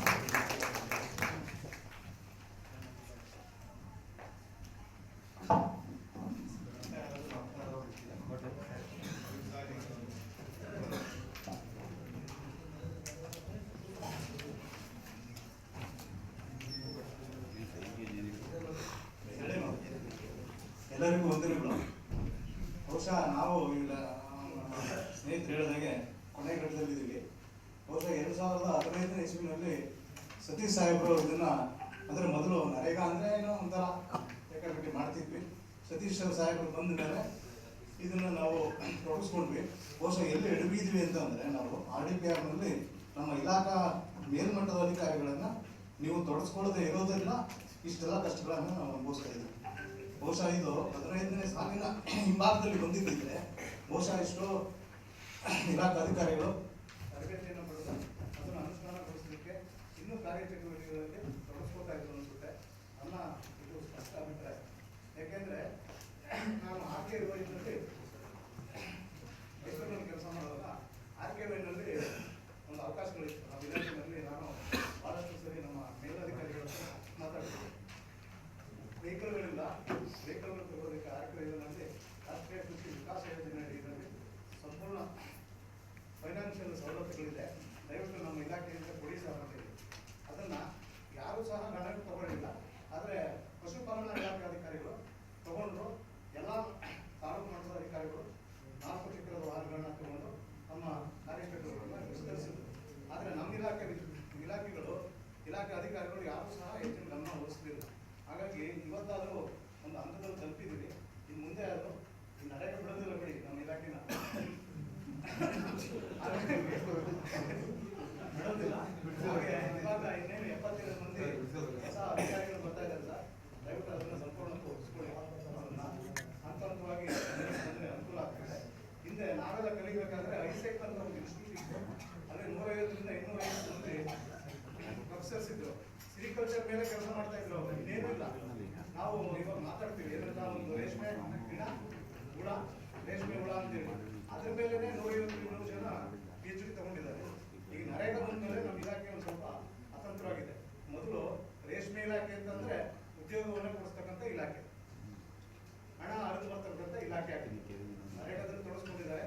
ಹೆಚ್ಚಿನ ಮಟ್ಟದಲ್ಲಿ ತೊಡಗಿಸ್ಕೊಂಡ್ರೆ ಅನುಕೂಲ ಆಗುತ್ತೆ ಅಂತೇಳಿ ನನ್ನ ಒಂದು ಅಂತರಾಳದ ಮನವಿಯನ್ನ RDPR ಮೂಲಕ ಇಲಾಖೆಯಿಂದ ತೊಡಗಿಸ್ಕೊಳ್ಳಿ ಅಂತೇಳಿ ನನ್ನ ಒಂದು ಮನವಿ. ಇಷ್ಟು ಹೇಳಿ ನನ್ನ ಮಾತುಗಳನ್ನ ಮುಗಿಸ್ತೇನೆ.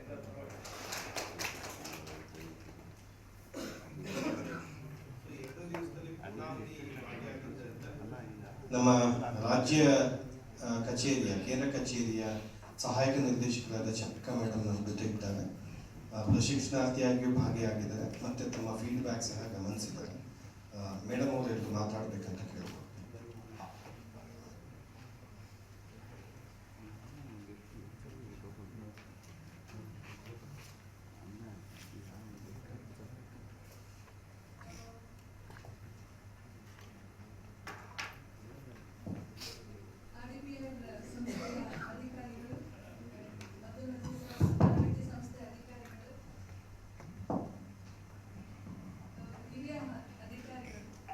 ರೇಷ್ಮೆ ಇಲಾಖೆ ಹಿರಿಯ ಅಧಿಕಾರಿ ಹಾಗೂ ಸಹೋದ್ಯೋಗಿಗಳಿಗೆ ನನ್ನ ನಮಸ್ಕಾರ. ಈ ತರಬೇತಿಯಲ್ಲಿ ದಿದ್ದಿಮನಿ ಸರ್, ವಿಜಯ್ ಕುಮಾರ್ ಸರ್ ಇವರೆಲ್ಲ ನರೇಗಾ ಸ್ಕೀಮ್ ಬಗ್ಗೆ ಹಾಗೂ ಆ್ಯಕ್ಟ್ಗಳ ಬಗ್ಗೆ ತಿಳಿಸ್ಕೊಟ್ಟಿದ್ದಾರೆ. ಶ್ರೀ ಮಾಂತೇಶ್ ಅವರು MIS-ನಲ್ಲಿ ಕಾರ್ಯಕ್ರಮಗಳ ಕ್ರಿಯಾ ಯೋಜನೆ ಮಾಡೋ ಬಗ್ಗೆ ಹಾಗೂ ಕೇಶವಮೂರ್ತಿ ಸರ್ ಸಾಮಾಜಿಕ ಪರಿಶೋಧನೆ ಬಗ್ಗೆ ತಿಳಿಸ್ಕೊಟ್ಟಿದ್ದಾರೆ. ಇವರಿಗೆಲ್ಲ ನಮ್ಮ ಇಲಾಖೆ ಪರವಾಗಿ ವಂದನೆಗಳನ್ನು ತಿಳಿಸ್ತೀನಿ. ಈ ಎಲ್ಲ ಮಾರ್ಗಸೂಚಿ, ಸುತ್ತೋಲೆಗಳು, ಮಾಹಿತಿ ಇದೆಲ್ಲ ಗೂಗಲ್ನಲ್ಲಿ ಸಿಕ್ಕಿದ್ರು ಕೂಡ ಇವುಗಳ ಮೇಲೆ ಯಾರು ಕಣ್ಣಾಡಿಸಿರ್ತಿರ್ಲಿಲ್ಲ ನಾವು. ಇದನ್ನೆಲ್ಲ ಸಂಕ್ಷಿಪ್ತವಾಗಿ ಈ ಸರ್ಗಳು ನಮಗೆ ಪುನರ್ಮನನ ತರಬೇತಿ ಮಾಡಿಕೊಟ್ಟಿದ್ದಾರೆ. ಈ ತರಬೇತಿ ನೀಡಿದ್ದಕ್ಕೆ ರೇಷ್ಮೆ ಇಲಾಖೆ ಪರವಾಗಿ ಇನ್ನೊಮ್ಮೆ ಧನ್ಯವಾದಗಳನ್ನು ತಿಳಿಸ್ತೀನಿ. ಹಾಗೆ ಈ ನರೇಗಾ ಯೋಜನೆಯಡಿ ದಿದ್ದಿಮನಿ ಸರ್ ಹೇಳಿದ ಹಾಗೆ ದುರ್ಬಲರಿಗೆ, ಅತ್ಯಂತ ಆರ್ಥಿಕ ಅವಶ್ಯಕತೆ ಇರೋರಿಗೆ ಈ ಯೋಜನೆ ಸೌಲಭ್ಯ ಸಿಗೋ ಹಾಗೆ ನಾವೆಲ್ಲ ಒಟ್ಟಾಗಿ ಕೆಲಸ ಮಾಡೋಣ ಅಂತ ಹೇಳ್ತಾ ನನ್ನ ಮಾತುಗಳನ್ನು ಮುಗಿಸ್ತೀನಿ. Thank you.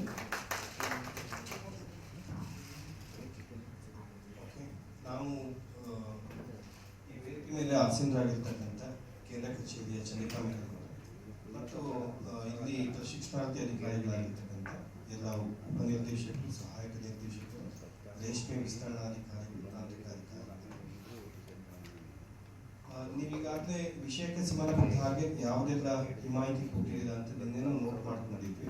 ಇವತ್ತು ಸುಮಾರು ಹಿಮಾಯಿತಿಗಳನ್ನು ಕೊಟ್ಟಿದ್ದೀವಿ. ಸೊ ಅದನ್ನು ವೈಟ್ ಆ್ಯಂಡ್ ಬ್ಲ್ಯಾಕ್ ಮಾಡ್ತೀವಿ ಮತ್ತು ಅದನ್ನು ಏನು ಕಮಿಷನರ್ ಹಂತಕ್ಕೆ ಅದನ್ನು ತೆಗೆದುಕೊಂಡು ಹೋಗ್ತೀವಿ. ಮತ್ತು ಇವಾಗ ಮಾತಾಡ್ತಾ ತಾವು ಕೆಲವು ಹೇಳಿದ್ರಿ, ಸರ್ ಕೆಲವು ಕೋಟ್ ಮಾಡಿದ್ರು. ಪ್ಲಾಂಟೇಶನ್ ವರ್ಕ್ಸ್ ಮಾಡುವಾಗ, ಆಮೇಲೆ ಕೆಲವು ಚಟುವಟಿಕೆ ಮಾಡುವಾಗ ನಮಗೆ ಒಂದು ಯೂನಿಫಾರ್ಮಿಟಿ ಸರ್ಕ್ಯುಲರ್ ಸಹ ಸಿಗಲ್ಲ ಅಂತ ಹೇಳಿದ್ದಾರೆ. ಹಾಗೆಯೇ ಫ್ರೀಕ್ವೆಂಟ್ ಟ್ರೈನಿಂಗ್ಸ್ ಆಗಬೇಕು ಅನ್ನೋದನ್ನು ತಾವು ಮೆನ್ಷನ್ ಮಾಡಿದ್ದೀರ. ಆಮೇಲೆ ಭಾಳ ಮುಖ್ಯವಾಗಿ ಪಾಯಿಂಟ್ ಔಟ್ ಮಾಡಿದ್ದು ಇದೆಲ್ಲ ಸರ್ಟಿಫೈಡ್ ಆಗಬೇಕು ಅಂದರೆ ಹೇಗೆ ಕಮಿಷನರೇಟ್ ಹಂತದಲ್ಲಿ ಹಾರ್ಟಿಕಲ್ಚರ್ JD, ಟೆಕ್ನಿಕಲ್ JD ಮತ್ತು ಇವಾಗ ಲಲಿತಾ ರೆಡ್ಡಿ ಅಂತ ಅಗ್ರಿಕಲ್ಚರ್ JD, ಹಿಂದೆ ರಮ್ಯಾ ಅವರಿತ್ತು. ಇವ್ರು ಹೇಗೆ JD ಕನ್ಸರ್ನ್ ಡಿಪಾರ್ಟ್ಮೆಂಟ್ ಇದ್ದಾರೋ ಅದೇ ಥರ ಫಾರೆಸ್ಟ್ನವರು 2-3 ಸರಿ ಅವರು ಕಮಿಷನರೇ ಆಗಿದ್ದಾರೆ. UP ಸಿಂಗ್ ಇದ್ರು ಫಸ್ಟ್, ಆಮೇಲೆ ಇವರು ಪ್ರಭಾಸ್ ಚಂದ್ರ BC ರೇ ಎಲ್ಲ ಇಲಾಖೆನ ರೆಪ್ರೆಸೆಂಟ್ ಮಾಡಿದ್ದಾರೆ. ಪ್ರಭಾಸ್ ಚಂದ್ರ ಈ ಸೆರಿಕಲ್ಚರಿಂದ ಸ್ಟೇಟ್ ಕಮಿಷನರೇಟಲ್ಲಿ ಯಾವುದೋ ರೆಪ್ರೆಸೆಂಟೇಷನ್ ಇಲ್ಲ, ಅದು ಮೇಜರ್ ಲ್ಯಾಪ್ಸಸ್ ಅಂತ ಖಂಡಿತ ಅದನ್ನು ನಾವು ನೋಟ್ ಮಾಡ್ಕೊಂಡಿದ್ದೇವೆ. ಆಮೇಲೆ ಅವ್ರು ಇನ್ನೊಂದು ಬಹಳ ಪ್ರಮುಖವಾದ ಅಂಶ ಅವ್ರು ಹೇಳಿದ್ದೇನಂತ ಹೇಳಿದ್ರೆ, ನಮ್ಮ 72 ಅಧಿಕಾರಿಗಳು ಹೊಸದಾಗಿ ಬಂದಿದ್ದಾರೆ. ಯಾರು ಹೊಸದಾಗಿ ಬರ್ತಾರೆ ಫೌಂಡೇಶನ್ ಕೋರ್ಸ್ ಆಗುತ್ತಲ್ಲ, ಆ ಫೌಂಡೇಶನ್ ಕೋರ್ಸಲ್ಲಿ ನರೇಗಾನ ಇನ್ಕ್ಲೂಡ್ ಮಾಡಿ ಅವ್ರಿಗೆ ಟ್ರೈನಿಂಗ್ ಕೊಡಿ ಅಂತ ಹೇಳಿ ನಾವು ಇದನ್ನು ತೊಗೊಂಡಿದ್ದೇವೆ ಸರ್. ನಿಮ್ಮ ಹಿಮಾಯಿತಿಗಳನ್ನು ಹೇಳಲಿಕ್ಕೆ ನಮ್ಮ ವಾಟ್ಸಪ್ ಗ್ರೂಪ್ ನಾವು ಸಕ್ರಿಯವಾಗಿ ಇಟ್ಕೊಳ್ಳೋಣ. ಅದರಲ್ಲಿ ಈ NREಗೆ ಸಂಬಂಧಪಟ್ಟ ಹಾಗೆ ಸರ್ಕ್ಯುಲರ್ಸ್ ಅಥವಾ ನಿಮ್ಮ ಕಾರ್ಯಕ್ಷೇತ್ರದ ಹಿಮಾಯಿತಿಗಳನ್ನು ಹಂಚಿಕೊಳ್ಳಿಕ್ಕೆ ಅವಕಾಶ ಇರುತ್ತೆ. ನಾವಾಗಿ ಹೆಚ್ಚು ಕನೆಕ್ಟ್ ಆಗಿರೋಣ ಅಂತ ಹೇಳ್ತಾ, ಈ 2 ದಿವಸದ ಅವಧಿನಲ್ಲಿ ನಮ್ಮ ಕಡೆ ಏನಾದರೂ ಲ್ಯಾಪ್ಸಸ್ ಆಗಿದೆ, ನಾವು ಎಲ್ಲ ಸರಿ ಇದೆ ನಮಗೆ ಗೊತ್ತಿಲ್ಲ ಏನೇನು ಲ್ಯಾಪ್ಸಸ್ ಇದೆ ಅಂತ.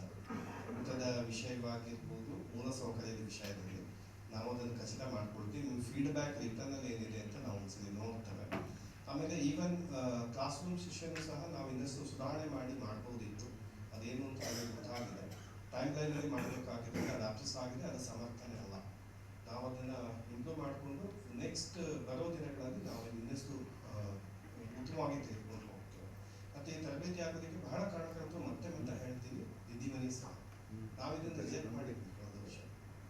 ದಿದ್ದಿಮನಿ ಸರ್ ಅವರ ಪ್ರಾರ್ಥನೆಯಿಂದ ನಾವು ಪ್ಲಾನ್ ಅಪ್ಲೋಡ್ ಮಾಡಿಕೊಂಡು ಇದನ್ನು ನಡೆಸಿದ್ದೇವೆ.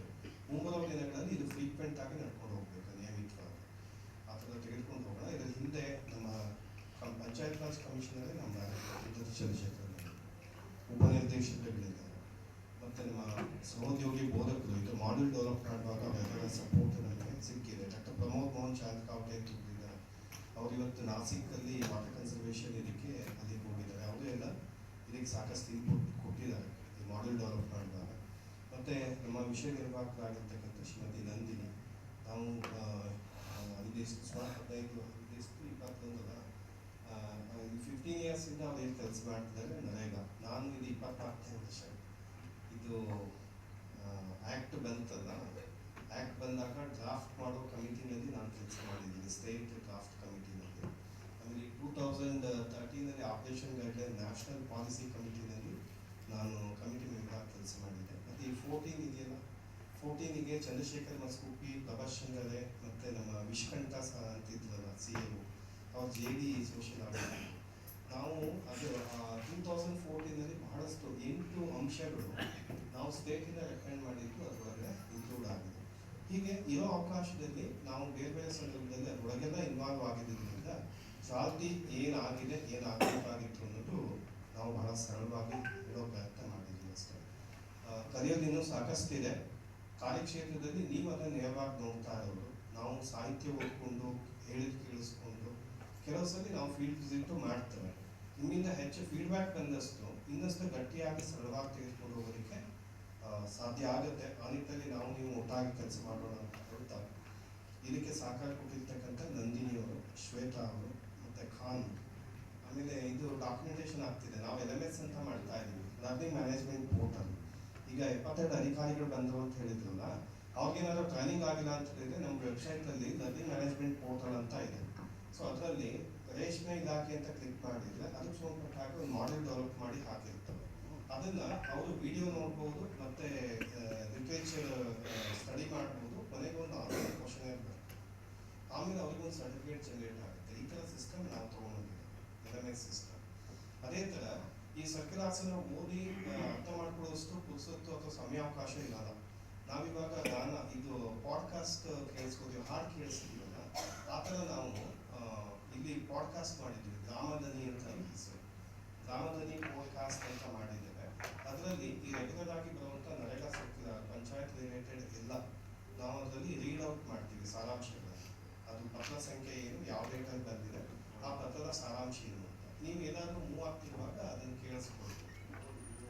ಹಾಗಾಗಿ ಈ ಎಲ್ಲ ಅವಕಾಶಗಳನ್ನು ತಾವು ಬಳಸ್ಕೊಳ್ಳಿ. ನಮ್ಮದು ಪಬ್ಲಿಕೇಶನಲ್ಲಿ ತುಂಬ ಮಾಹಿತಿಗಳಿದೆ, ಅದೆಲ್ಲ ತಾವು ಬಳಸ್ಕೊಳ್ತೀರ. ನಿಮ್ಮ ಮಾಹಿತಿಗಳನ್ನು ನಮಗೆ ಶೇರ್ ಮಾಡ್ತೀರಾ ಅಂತ ಹೇಳ್ತಾ ನಾವು 2 ದಿವಸ ಡಾಕ್ಯುಮೆಂಟೇಶನ್ ಸಲುವಾಗಿ ನಮ್ಮ ಶ್ರೀಯುತ ರಾಮು ಹಾಗೆ ಮತ್ತೊಬ್ಬರು ರವಿಯವರು ನಮಗೆ ಸಪೋರ್ಟ್ ಮಾಡಿದ್ದಾರೆ. ಮತ್ತು ನಮ್ಮ ವಸತಿ ನಿಲಯದಲ್ಲಿ ಏಡಗಲಿ ಒಬ್ಬರು ಇದರ ವಾರ್ಡನ್ ಚಾರ್ಜ್ ಆಗಿ ಕೆಲಸ ಮಾಡ್ತಾರೆ ಯೋಗೀಶ್ ಅಂತ, ಅವರ ತಂಡದವರಿಗೆ ಎಲ್ಲರಿಗೂ ಸಹ ಧನ್ಯವಾದಗಳನ್ನು ಎಲ್ಲರ ಪರವಾಗಿ ತಿಳಿಸ್ತಾ ಇದ್ದೇನೆ. ನಾವು ಜನಾಧಿಕಾರ ಚಪ್ಪಾಳೆ ಹಾಕೋದ್ರ ಮುಖಾಂತರ ಎಲ್ಲರಿಗೂ ಧನ್ಯವಾದ ಹೇಳೋಣ. ಆಮೇಲೆ ರಾಷ್ಟ್ರಗೀತೆ ಪ್ರಸಾರ ಆಗುತ್ತೆ, ನಂತರದಲ್ಲಿ ನಾವಿಲ್ಲಿಂದ ವಿರಾಮಿಸ್ತೀವಿ.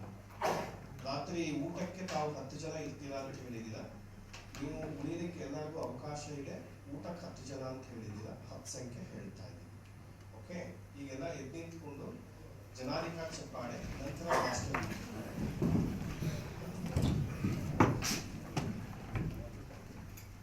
ಈ ಪ್ರಕ್ರಿಯೆಯಲ್ಲಿ ಭಾಗಿಯಾಗಿ 2 ದಿವಸದ ಪ್ರಕ್ರಿಯೆಗಳನ್ನು ಪೂರ್ಣಗೊಳಿಸಿರುವಂಥ ಎಲ್ಲ ಭಾಗಿದಾರರು, ನಮ್ಮ ವಿಷಯ ತಜ್ಞರು, ಪ್ರಶಿಕ್ಷಣಾರ್ಥಿ ಅಧಿಕಾರಿಗಳು, ಮತ್ತೆ ಇಲ್ಲಿ ಭಾಗಿಯಾಗಿ